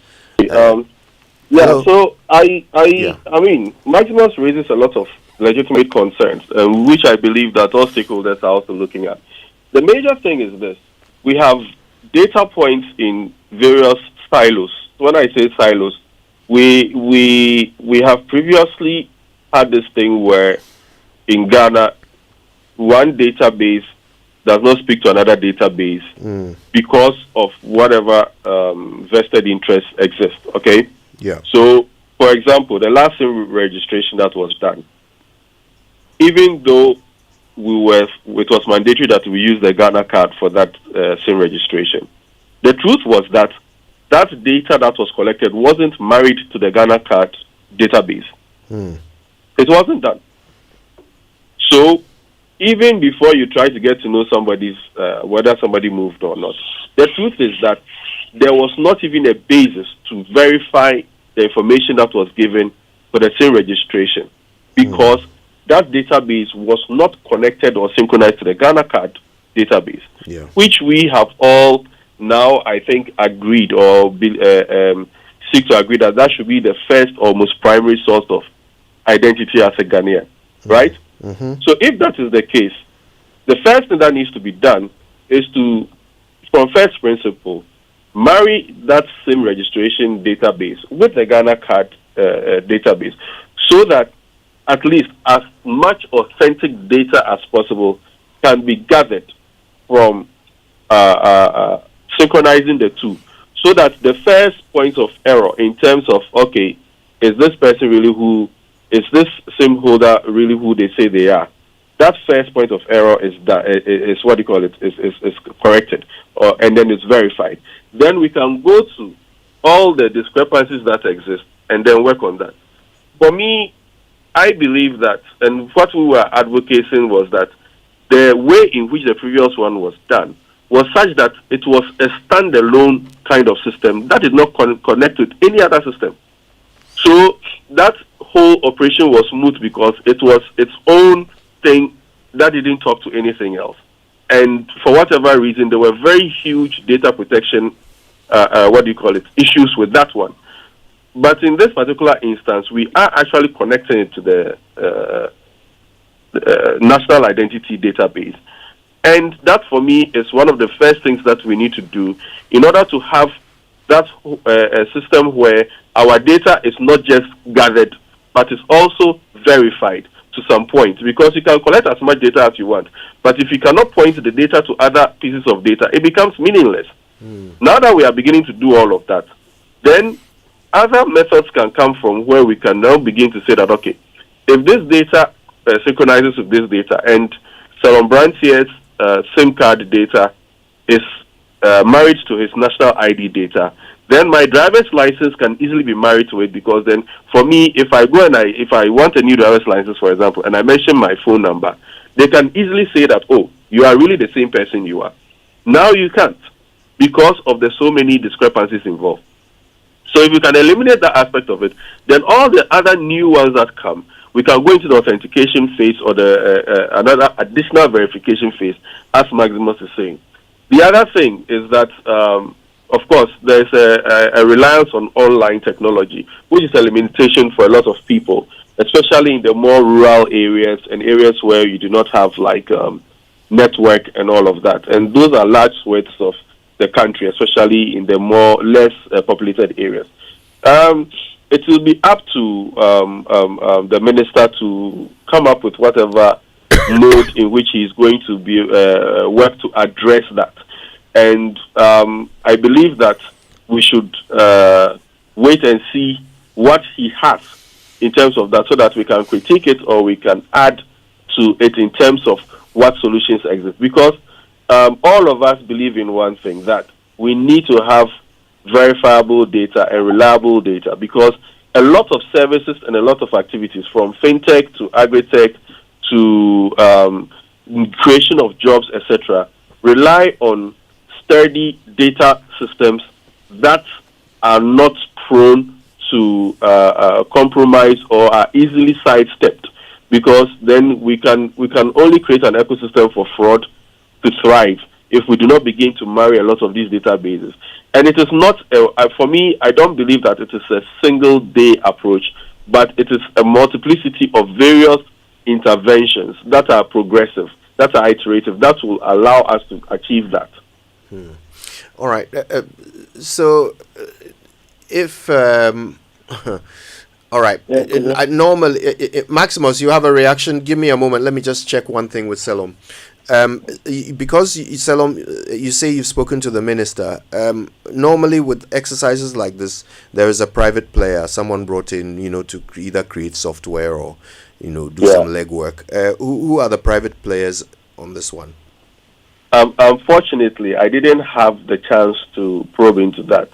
But I would make further inquiries on that, because we all need to have that transparency about it, because some of us also advocated against the private players involved in the previous one because of the methodology that was used and the fact that we were not very comfortable with how our data was going to be handled by this private entity. Right. So those are further things. Like I said, it's Winston who drew my attention to it this morning when you was talking to me about some of the latest news upcoming. You did say that you had spoken to the minister about it before, right? And did it come up? Did you ask him? But not about the private player, all right, which I'm going to work on. Okay, thank you. Maximus, you had a reaction. Yeah, so, the previous one, I think I heard Professor Atefa on your show, or I think on J, one of the stations, saying that over 24 million, ID systems has been linked into the Ghana card already. So your driver's license, passport, even your voter's ID, your bank account, all those things have been already done. So I don't know how they are going to use the same database to verify us again. You know, so I have to sit at home and then you send me a prompt. Whether I'm the one or not, you cannot tell. You are depending on me as a subscriber to give you a valid information. When you have all these database that you can put together and then, you know, correct all the errors in it. If there are some inconsistencies, then you can talk to me or look for me to make sure I provide the right information. So if we hear SIM re-registration, some are saying it's just verification. It's not SIM registration.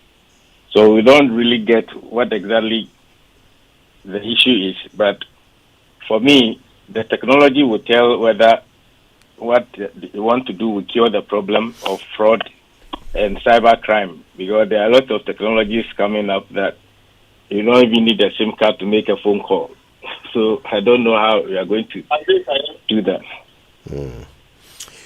All right. Well, it looks like at this stage in the process, following the presser of the communications minister, we are all, including the technical experts, left with more questions than answers. Let's hope that in the coming days, these questions will be answered. Until then, though, thank you very much, Maximo Sametogo and Selom Brantier, for your time with us this morning. Thank you very much, as always. All right, stay with us. More after these. Good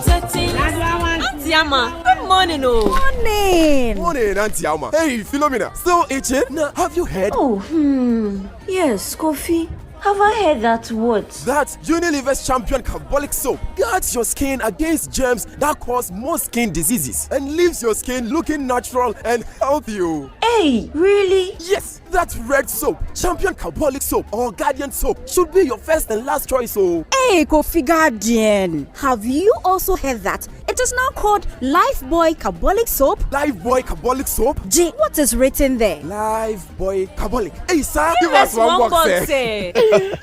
Have you heard? Champion Carbolic Soap is now Lifebuoy Carbolic Soap. New name, yet same great skin protection against germs. So spread the news. Champion Carbolic Soap is now Lifebuoy Carbolic Soap. Available in a shop near you. This advert is FDA approved.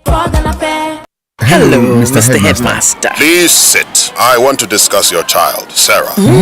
She is always asking questions. Questions after questions. It never stops.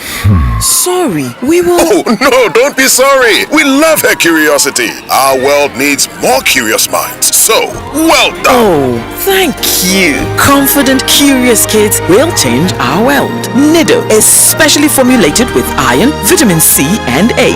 Nido, your love, their future. This advert is FDA approved.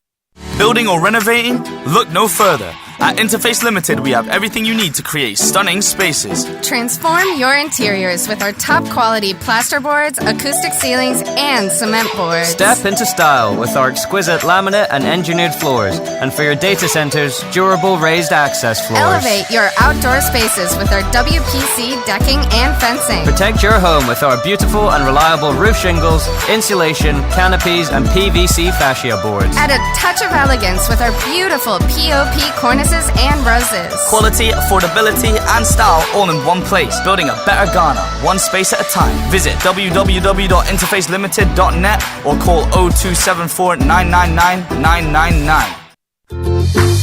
Welcome to Spintex Plaza, where living and working blend seamlessly. Spintex Plaza, the place to be. Furnished apartments feel so free. Imagine coming home to a luxurious furnished apartment with everything you need. Rooftop pool, swim under the sky. Rooftop bar where the good times fly. Rooftop gym, get fit and strong. Spintex Plaza, you can't go wrong. Spintex Plaza, your home, your work, your lifestyle. Come see us today or call us on 0241 327 363. www.spintexplaza.net.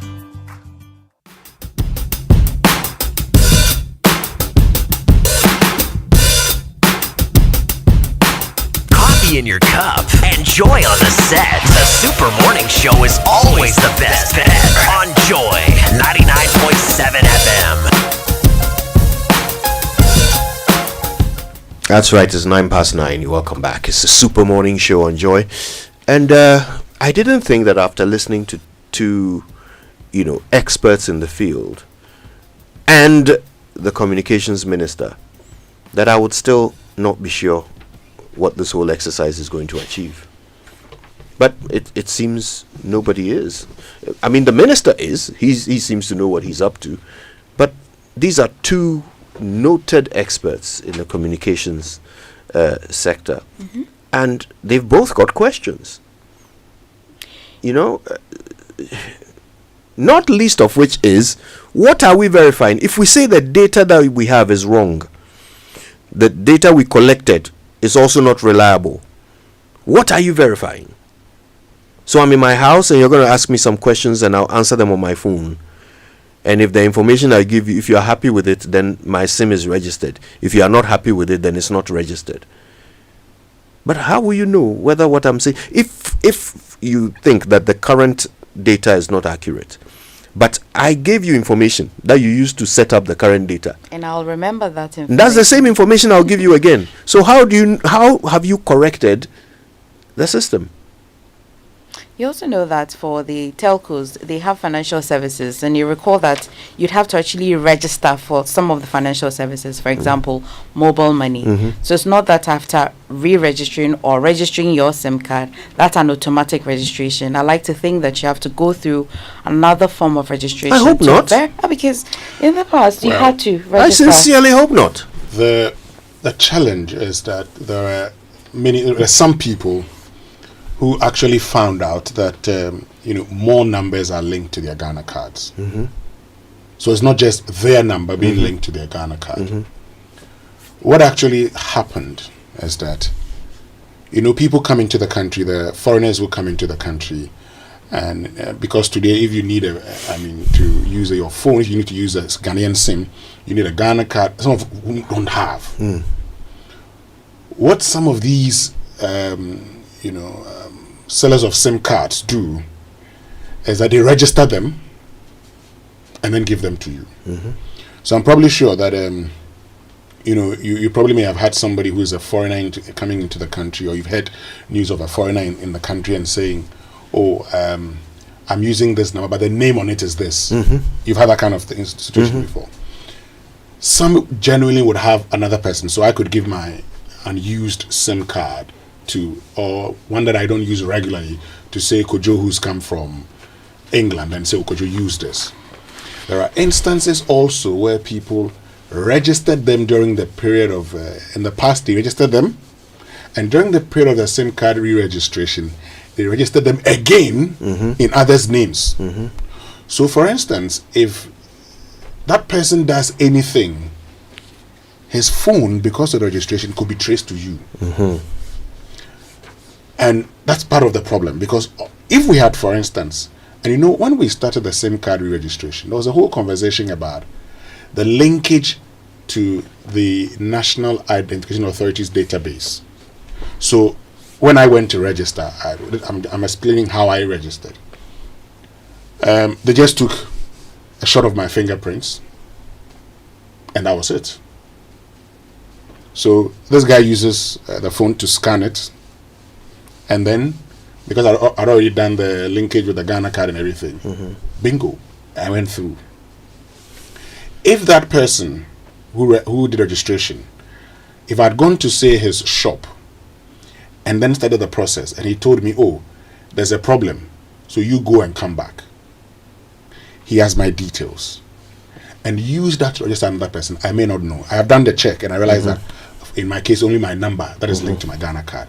But there are others who have multiple numbers to their Ghana card. So the question is, how do we get that out of the way?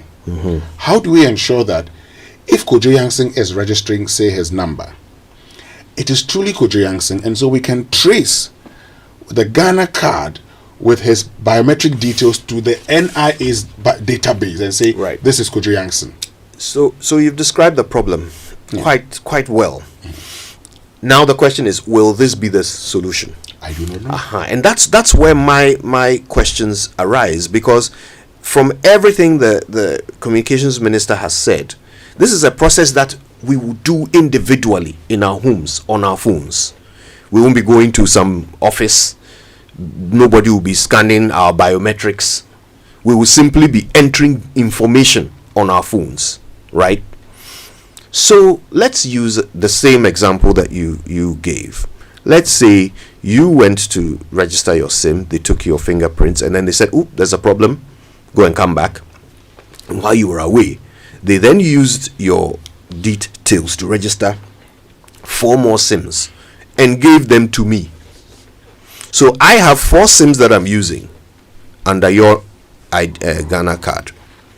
Now we say we have to verify. So you in your house will take your phone and enter your details, including your Ghana card details, and they'll say, okay, yes, the phone numbers that you are registering belong to your Ghana card. Then I, in my home, do the same thing. Put in your information and re-register my 4 SIMs. What problem have we solved? So great. And so if we're connecting, if we're able to link the fingerprints, how though? That's what I'm saying. The communications ministry, when I listened to that, they said they would come up with the modalities, how we're going to do that, and how we ensure that we're able to deal with this once and for all. Currently, the challenge is that we're all having a conversation. Even though the presser sought to indicate when we're going to do that, the presser didn't give a lot of the details. So some of the questions we're asking now, answers have not been provided. And that's why it's good we're beginning the conversation this way.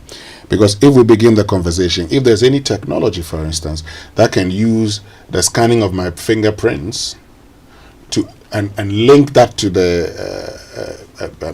fingerprints captured by the National Identification Authority, then that could help. From the comfort of your home. Okay. If that can be done, that could help. That would immediately mean that non-smartphones, YAM phones, cannot participate in this. You're definitely right. I mean, so, and that's, I had one of the guys raise the point about, those who don't have access to smartphones, those who don't have access to internet. That's a conversation that we may have also.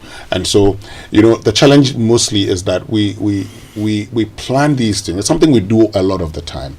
We start the process, or we actually announce policies, we announce plans, and then after the announcement, we then go out there to actually, go through all the processes. Sometimes also you want to hear the concerns that people have. But ordinarily, if you're announcing this is what you intend to do, you think it through first. You think it through and say, this is how it's likely to impact you, and this is what I would do.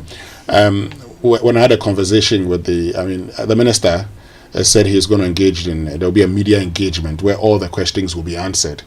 And so once, when I had a conversation with him yesterday, he promised he was going to be in studio at that time to answer all the questions before the start of the process itself. So we're waiting patiently.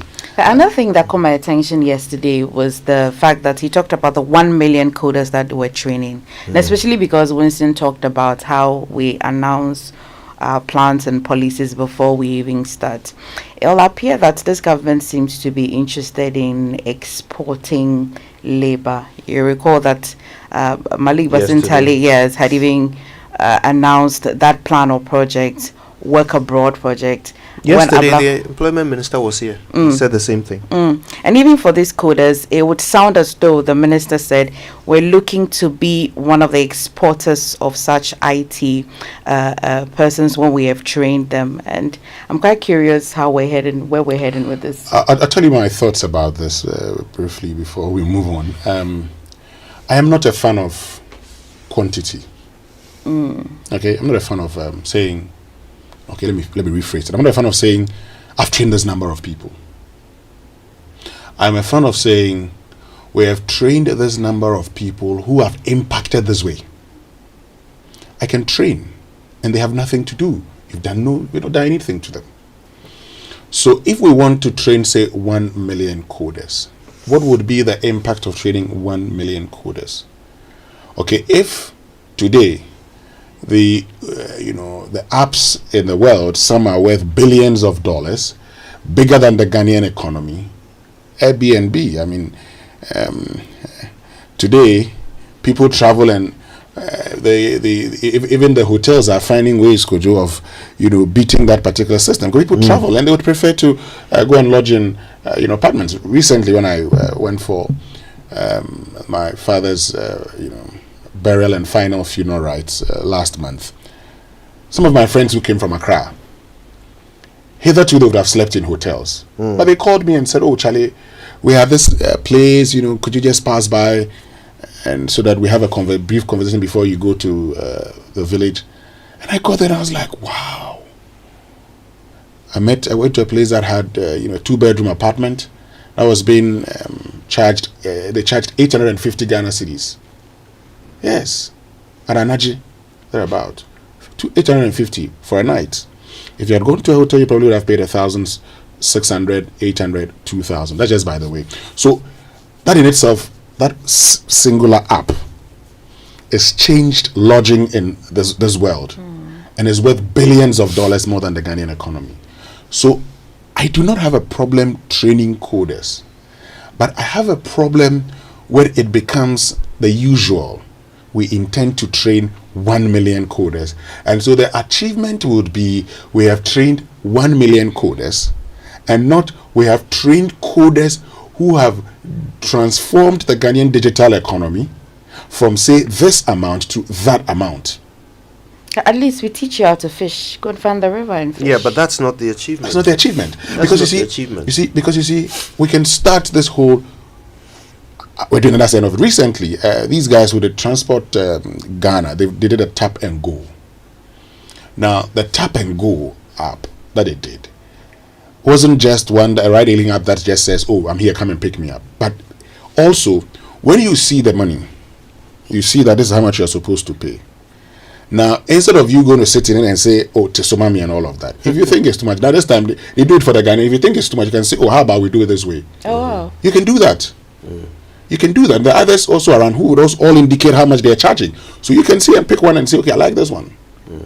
Whatever the charge is, there's a normal charge, you would see it. If you want a reduction in fare, the person would agree and say, "You can have this."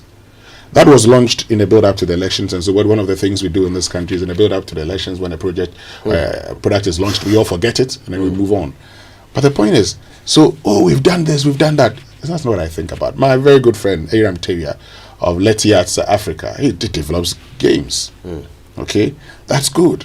You would ask, okay, how do we make this guy's business, say, a standout in Africa? For me, that makes a lot of sense.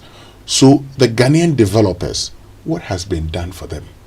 The pedigrees of old and the new ones who are coming up, what have we done for them? Years ago, Meltwater Institute, and one guy developed an app that can actually tell you even the number of people listening to your radio station. The songs that you play and everything, it can capture it and show it to you. In the period when we were grappling with a diary system of listenership, this guy had a way of just saying, just put it up here. It would tell you that number of people that are listening. If you go for a break, the system would capture everything. The world has improved. We may not need 1 million coders. We may need just 10 to transform the economy. I think what we need to do is to find out. And that's why when you go to the universities, years ago when we were talking about engineering or invention, and we said this man had invented this, and the engineers would tell you, "Oh, that's re-engineering." We are talking about doing something new. Sometimes we may have to look at what works and what will transform our own situations. So I guess, to use the fishing analogy, if you teach 1 million people to fish and you don't abide by the close season and you deplete your fishing stock, what would they be fishing? What have you achieved? So you can't go around touting, "I've trained 1 million fisher folk," when there's no fish, right? In the same way, if you train 1 million coders and there is no purpose, there's no direction, there's no project, there's no mission for these coders to pursue with their skill, you've just trained them and sent them home. What have you done? How much of that training will turn into revenue for these coders? How much of that revenue will be legal? How much of it will be illegal? Because you know that coding can be used both legally and illegally, right? It's kind of like if you give someone firearms training, they can either use it for law enforcement or for crime. Okay, so it's not enough to just give the training. You see, and my friend Black Kofi, my senior from Mali School, has Pebble. During the Wanderlust, Kojo, the last year when they traveled around, they said anybody who wanted to follow up should download Pebble and then follow up. Now, the advantage of such a system, the good thing was that these are Ghanaians, okay, who are embarking on a journey that you want to know what's happening on the journey. But they say, how about you support another Ghanaian business, okay, so you know what we are doing. So go and download that. When you download that, they are also with us on the trip. They are capturing everything. I'm just using this to make a point. So the minister says they're starting with 250. That's the pilot scheme. 250, I think, is a lot. If they can do a lot of great things, we talk about Koba, Dasegla. How did he start Koba? He started Koba because he needed to send money at the time. He needed to send money to people when he was getting ready to bury his father. And every time he had to go and stand at the bank, send money, and then he says, I've sent the money. And even in those days that, you're not really sure whether the banks are networked. In Ghana at a point, it became a whole big news that the bank says we are networked. All our branches are networked. In the past, you didn't have that. You probably would have to. But when he realized that, he didn't sleep there. He didn't end there. He decided to start a system, Koba, that today is doing wonderful things for us. You see, these are the people that I say, okay, have we found out from them how we can support them to go global? Instead of, again, we're going to create new coders, 1 million coders, digital jobs. I mean, also, digital jobs. No, please. I mean, we like those kind of things in this country too much. And at the end of the day, we'll come back and we'll sit back and say, well, we train 1 million people and that's the end of it. We give fertilizer to 300,000 farmers. But how did we get to fertilizer? But how much food came out of it? Right? You see, we don't care about the effect. We just want to do the cause and then collect funds for the cause alone. I benefited from planting for food and jobs, the seedlings and fertilizer. I hope it's not. Except that I lost everything.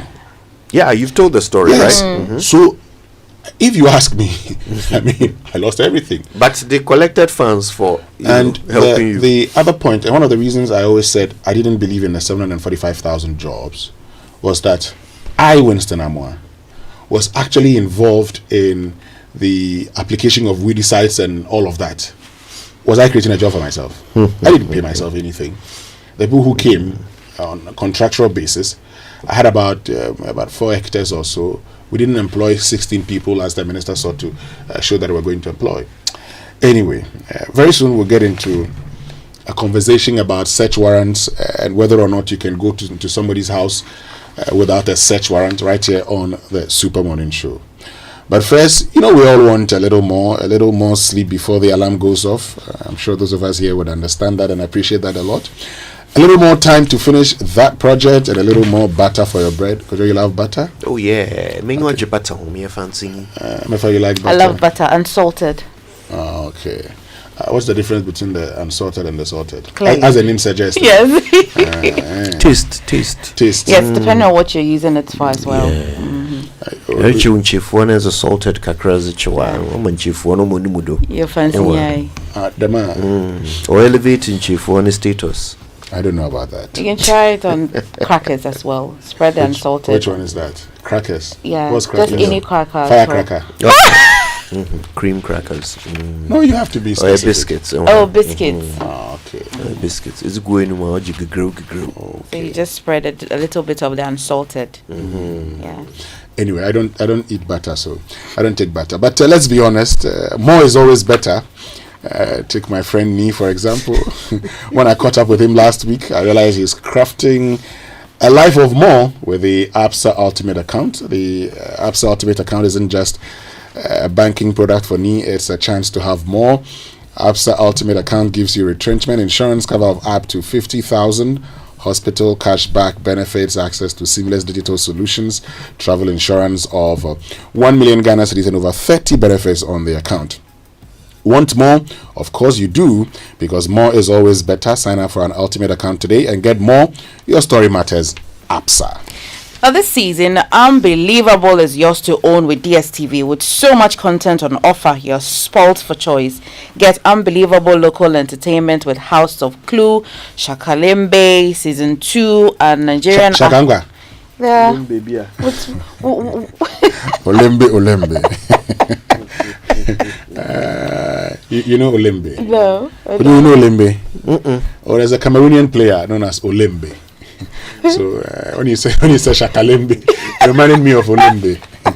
You know, Olembe was a fantastic player. Then, was it 2002 in the AFCON, in the semi-finals also, the fear was that they were going to mark him out. So the Cameroonian coach introduced Pius Indiefe, and he was also fantastic. I think now I understand that grey eyelash in your left eye. There's just one single grey eyelash in Winston's left eye. It's really outstanding. You can see, very profound. You can see it. But anyway, so with so much content on offer, you are spoilt for choice. Get unbelievable local entertainment with House of Clue, Shakalembe Season 2, and Nigerian Idol Season 10 all on Aquaba Magic. Catch unbelievable sporting moments from the Premier League, Champions League, La Liga, Serie A, F1, tennis, and more. Laugh along with unbelievable kids edutainment like Paw Patrol, SpongeBob SquarePants, and experience unbelievable international shows like Law and Order, Lioness, Special Ops, and Suits LA as well. So what are you waiting for? Just stay connected by dialing *759# today and earn the unbelievable DSTV, your home of entertainment. How many kids do you have? None yet. That's why you are saying SpongeBob SquarePants. I don't have kids yet. It's SpongeBob SquarePants. Pants, yes, yes. Just me catching my breath. Very soon you know them all by these kids can worry with you. I mean, I'm told that Daddy. So now I will watch Peppa Pig on Netflix. Oh, fine. So you cannot watch football. You lie bad. You can if you want. You cannot watch football. When the real owner of your TV arrives. Oh yeah, and he knows how to operate everything. You know, he's checking me. And I've paused it. I'll be with you soon. Okay. That's right. Wait for him. He's coming. I look forward to that.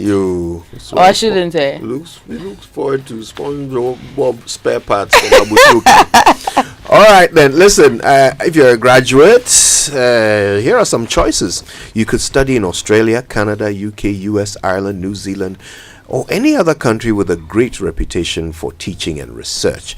You could even study while you work, okay? And then after your studies are done, you could work for 4 more years in these countries.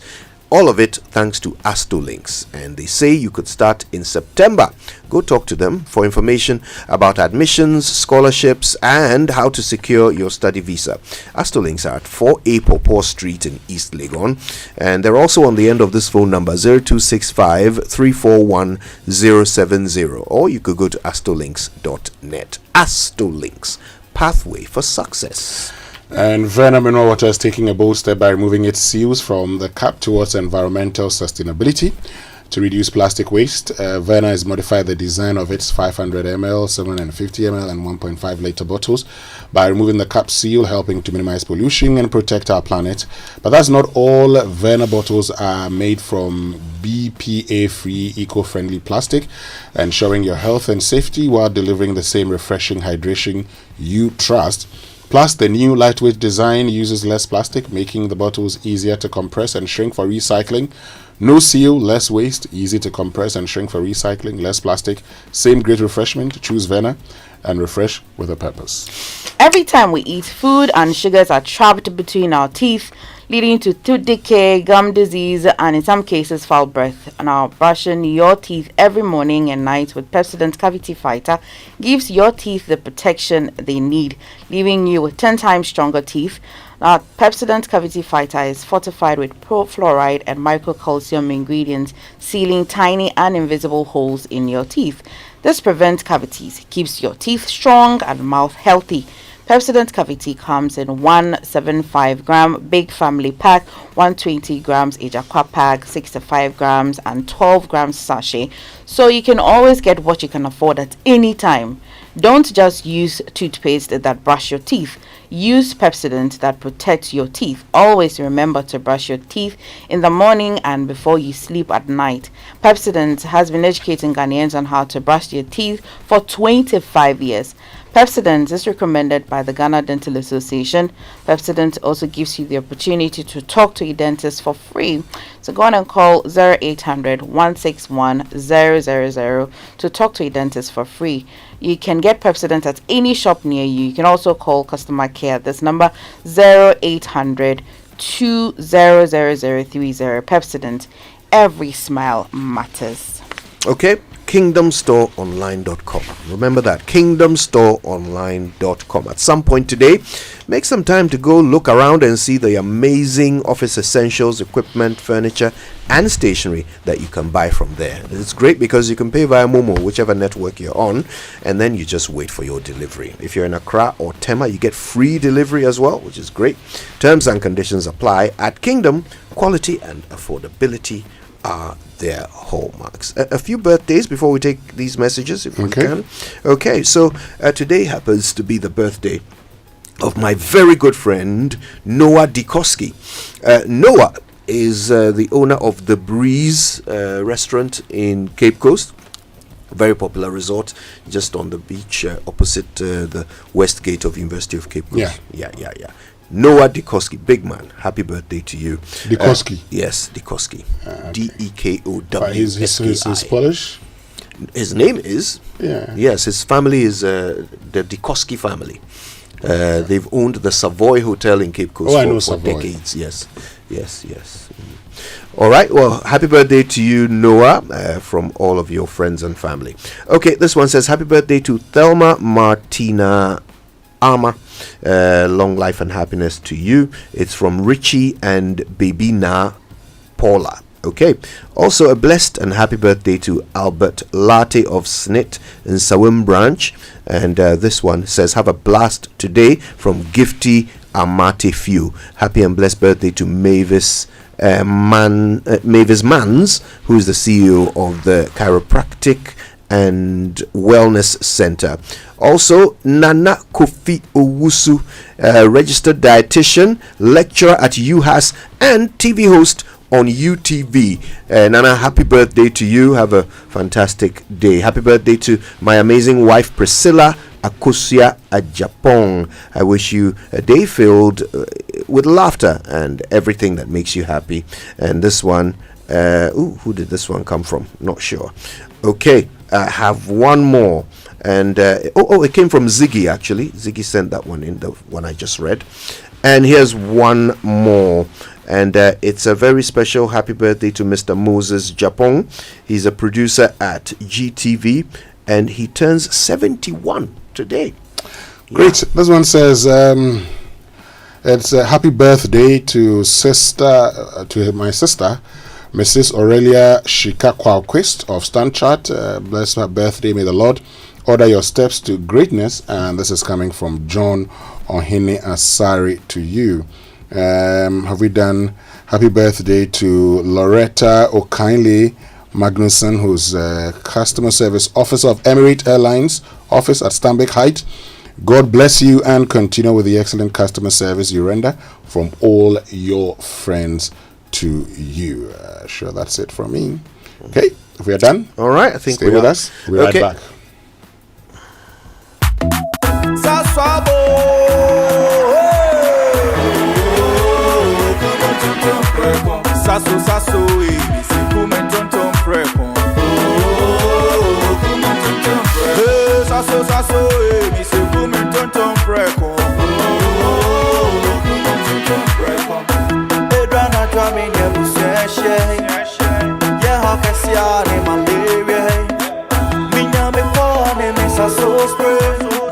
Every mosquito study run away. Tum preko, saso mi se kumen tum preko. Tum preko, saso kum tum preko. Na ni shamne die demonstronko. This advert is FDA approved. Unbelievable is yours to own with DSTV. Get unbelievable local entertainment with Shaka Lemba, Nigerian Idol, and Big Brother Niger. Unforgettable night. Catch unbelievable sporting moments from the Premier League, La Liga, F1, and more. Absolutely sensational. Laugh along with unbelievable kids edutainment like Paw Patrol. and experience unbelievable international shows like Law and Order and Lioness Special Ops. Let's go! Download the My DSTV app today and own the unbelievable. With only 24 hours to pay his huge debt, a public servant runs into hiding in an abandoned house. But the abandoned house is more than an abandoned house. Anyone here? This place looks dusty. Can anyone hear me, please? Mouse!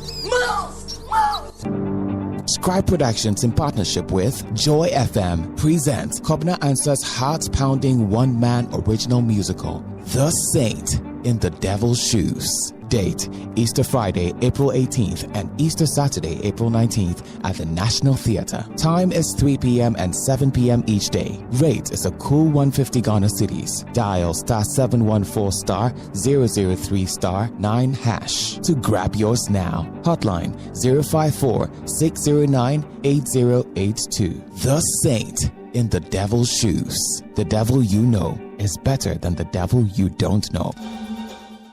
FPAC is effective for headaches and relieves the symptoms of flu, colds, and catarrh. FPAC blows away the pain associated with sore throats. During and after a hard day's work, FPAC relieves you of body pains. After the day's sports workout, FPAC helps the body to control the aching muscles. FPAC is effective against feverishness. FPAC reduces body temperature associated with malaria and other fevers. FPAC is effective against rheumatic pains. You can find FPAC in all pharmacy and chemical select shops throughout the country. FPAC is not recommended for children less than 16 years of age, ulcer and asthmatic patients, pregnant and lactating mothers. If symptoms persist for more than 2 days, consult your doctor.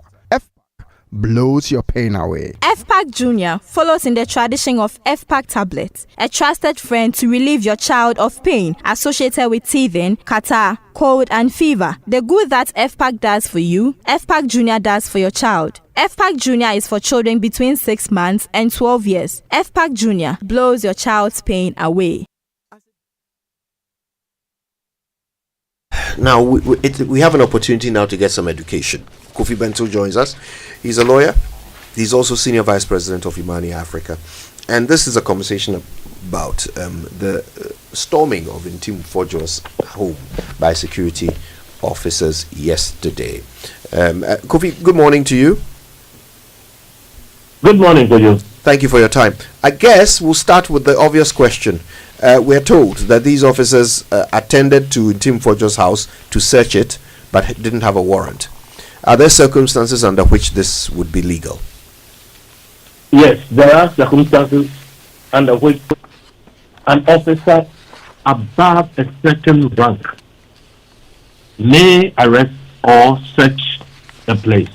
And the circumstances are where a crime is committed in his presence, or he has what we call reasonable suspicion that a crime has been committed or is about to be committed, or where the person is a fugitive from law, somebody who has been, declared wanted, and they are looking for him. So if he finds him, he can arrest him. He doesn't need a warrant to do that. So, under this circumstance, the National Investigations Bureau shows up there. They don't have a warrant. You're saying, based on what based on what you've told us, they can't just show up if they do not have suspicion of the things you've mentioned? Absolutely not. Our Constitution guarantees rights. Those rights are fundamental. Nobody may tamper with them except with very good reason or under law. So, if you live in your house, in fact, you don't have time, but there are so many different rights that accrue. Your personal right to freedom, the right to your privacy in your house, the right to defend yourself, defend your family, defend your property. There are so many rights. So if somebody is going to breach that right, the person must have a warrant, authorization to breach your fundamental, constitutional, and human rights. If that person does not have that right and proceeds to breach it, it could mean so many different things. Winston, if you are in your house and somebody tries to breach it, and you don't know the person, you have a right under Article 14 to protect yourself, protect your property, protect your family in every way that is reasonable, including the use of firearms. It is written in our Constitution. For a simple reason. How do you sit down as a man with your family in your house? A man's house is his castle. And then you allow masked men, unknown persons, carrying arms to breach your house.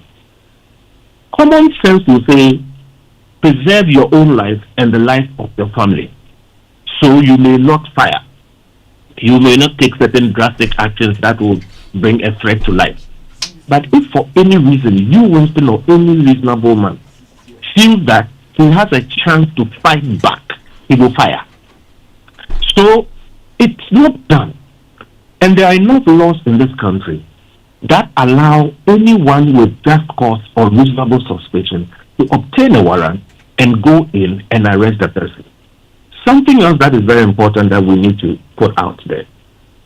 In our Constitution, nobody has an obligation to respond positively or accept the invitation of any police person, military person, government person as part of any investigation or any interrogation.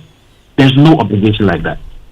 In fact, if they even arrest you, you have a right to remain silent. You don't have to say anything. It is also based on a constitutional right you have not to self-incriminate. What it means is that if the police invite you, you can choose not to go. If the NIB or who invites you, you can choose not to go. They have to do their investigation. They have to come up with the crimes you have committed. They have to go to a court, and then they have to put you before that court and prosecute you. You don't have to participate in that process. And if they summon you to the court, or the court summons you, or you are put before a court, and you do not attend to the court, you may be arrested. But until you are charged and you are put before a court, you don't have a responsibility to be part of any investigation of your own self. So this whole idea of they are going to arrest somebody in his house, there are so many levels to it. Even if the person has committed a crime, you arrest him, you need a warrant. If you arrest him, he doesn't have to say anything. You have to do your investigation, show him what crime he has committed, put him before a court, and have him prosecuted. So this whole business of going there without a warrant, going there without showing your face, going there armed, it's just not right.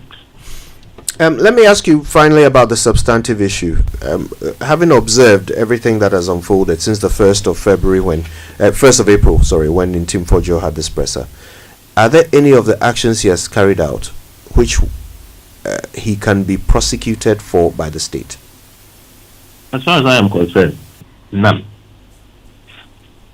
Ntim Fordjour is operating on separate, different levels. Every one of us, including you, have the right to freedom of speech. You can say whatever you want to say, as long as you don't insult somebody and you don't commit a crime with the things that you have said. Those include voicing out suspicions. Ntim Fordjour is a citizen of this country.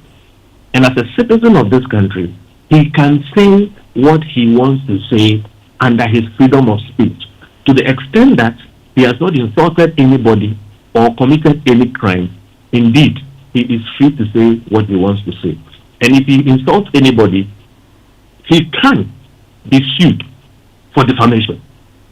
As a citizen, he can also question public officers all the way to the president and ask questions of them.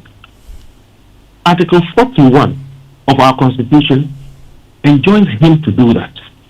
And public officers owe it to the citizenry to answer candidly, honestly, and to the best of their ability and knowledge, using state resources, questions that are asked of the public officers. It is that space that I operate in as a citizen, even though I work in a think tank. It's that space that you operate in as a journalist, as a citizen. You have those rights.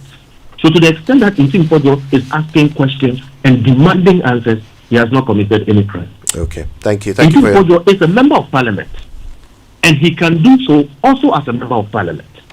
I don't think you have time to go through it, but the simple answer is that I don't know what crime he's committed by the questions he's asked. If he's made allegations that are not true, it is for the person arresting him to prove that those allegations constitute a crime.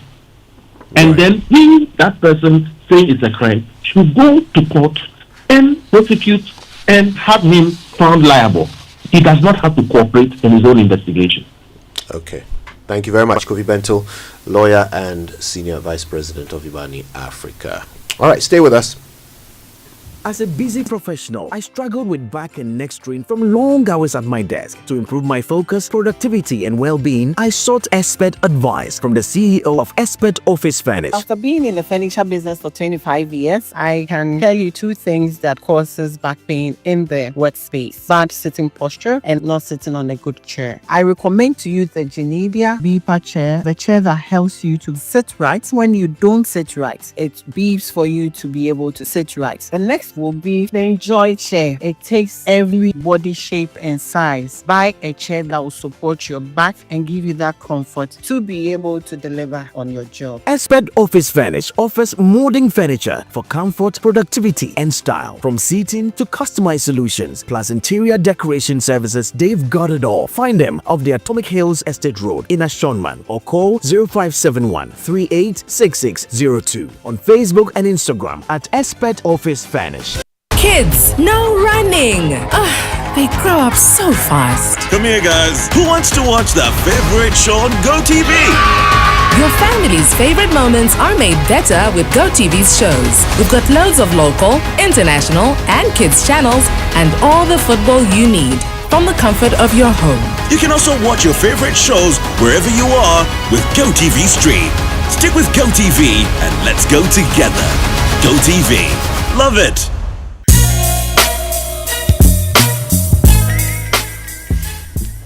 Right, so welcome back and thank you very much for staying with us. This is the Super Morning Show, and Westex Securities is 30 years with decades of proving expertise, cutting-edge technology, and highly trained personnel. Westex Security System Ghana Limited is your trusted partner in safety, and they say thank you to all their clients and partners for doing business with them over the past 30 years. So whether you're protecting assets, people, or property, choose Westex for all your manned guard security, electronic security solutions, executive protection services, cash in transit, ATM replenishment services, and security consultancy. Call them on 0302 245 649 or 0208 151073 or info at westexsecuritysystem.com. That's their email, or you can visit their website, westexsecuritysystems.com. Westex, because your safety is our priority. On this Easter Sunday, forget home cooking and let's spoil you at Best Western Plus Accra Beach Hotel. Our Bunny Easter brunch is an all-you-can-eat experience featuring mouth-watering continental and Ghanaian delicacies, chilled drinks from our local bar, and the best vibes from our funky fusion live band. Gather the family and friends and let's celebrate Easter in grand style. Now, for adults, 400 Ghana cedis and 200 Ghana cedis per child. For reservations, kindly call 054-840-2224 or 050-965-1381. You can also follow them on social media, IG BWP Accra Beach Hotel, and also TikTok BWP Hotel, and www.bestwestingplusaccra.com. So get ready for MTN Stands in Worship 2025. It's bigger and better this year. You don't want to miss great performances from artists like Tego Sisters, Moses Oke, Hannah Mafo, Nasi, Gifty Osei, Bethel Choir, and host of other spirit-filled artists. Join us on Easter Sunday, April 20th, Grand Arena at 6 p.m. for an unforgettable night of heavenly worship. Gospel legends and fresh voices will take you on a musical journey through the decades, blending classic hits with modern favorites. Just note that this is strictly by invitation. Africa's Model Scout is back. The search for that one diamond to take the opportunity to propel onto the world stage. Africa's Model Scout starts from 12th of April, 7 p.m. Don't miss out. So if you're upgrading your office space, call the experts. You want a healthy chair that takes care of your spine, call Expert Office Furnish. for your ergonomic swivel chairs today, and the ergonomic swivel chairs have intelligent seat cushion with dynamic bionic spine pressure relief design, and the dynamic smart motion back support technology is equipped with double wing support chips. And these ergonomic swivel chairs have great benefits for your health and spine at Expert Office Furnish. They also have executive desk, cabinets, conference, and all office furniture that suits your budget. Locate them off the Atomic Hills Estate Road on the Asori Junction near ASI Plaza, Sherman Estates. Call 0571 386600 or 0244 280532. Find them on Facebook, Expert Office Furnish GH, Instagram, Expert Office Furnish, on X, Expert Furnish. Visit their website, expertofficefurnish.com. Expert Office Furnish, your health, your wealth. Joy News proudly presents the top 10 impact makers, our extraordinary individuals transforming communities through education, health, girl-child empowerment, and innovation. Now, from after-school programs in Kiseman to mental health advocacy in the Ashanti region through to solar in the Upper West region, clean water projects, inclusive education, women's empowerment, and more. These are the true agents of change in marginalized communities across the country. Catch their inspiring stories on Joy News as we honor the selfless individuals reshaping lives one step at a time. The Joy News Impact Makers Awards is brought to you by Magdan Foundation, empowering futures, building communities, Gold Key Properties, transforming the landscape, MNC Group Global, Totally Reliant, German Ozone Medical Center, Alternative Therapy, Dental, Wellness and Beauty, Latest Foam, your partner for life. Joy News Impact Makers Awards, celebrating ordinary people making extraordinary impacts. And the Honorable Elton John Broby is with us in studio. He'll be telling us more about tonight's Joy News dialogue. Elton, good morning. Good morning, Winston, Kojo, and of course, Emefa. Great. So, Elton, what are we doing tonight on the Joy News channel? Remember that if there's any company in Ghana that's taking so much beating, especially under this administration, that will be what? ECG. I mean, from President Mahama to the finance minister to the energy minister, and indeed the entire country appears to have come to some understanding that ECG appears to be a crime scene.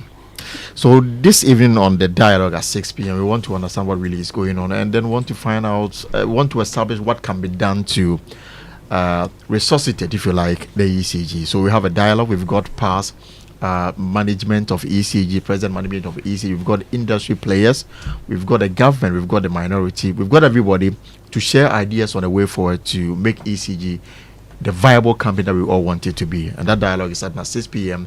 to 9 p.m. Wednesday. On the Joy News channel and also on Joy FM? Yes, at 6 p.m. on Joy News, on TV, and of course also on Joy 99.7 FM or our social media platforms and on myjoyonline.com. That's brilliant. Look forward to that. Yes. Will you be hosting it? Yes, Koyo. Brilliant. The Honorable Elton John Broby. Briawana. No way. Okay.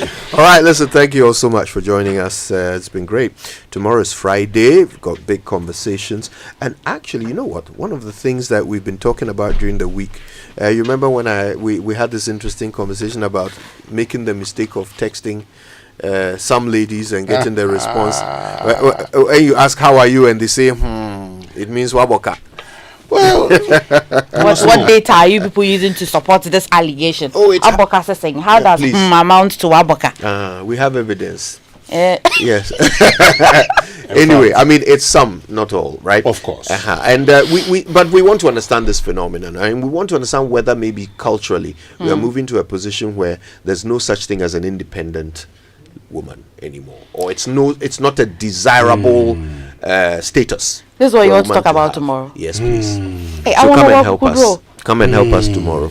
Come and talk to us about. Nobody sent you a text. Why are you? You don't ask how are you. So tomorrow we're asking. I mean, do women want to be independent anymore? Is that something women thrive or strive for? In fact, what does it mean when a woman says I'm independent? What exactly does she mean? Why do we never hear of independent men? What's the artist? Look for the meaning of Oga wife. Oga wife. We'll talk about it tomorrow. All right. So join us tomorrow for that and more on the Super Morning Show. Stay with us though. The next voice you hear belongs to Adobia. She's got all the headlines at 10. Until tomorrow, my name is Kojo Yankson. I'm the Morning Man.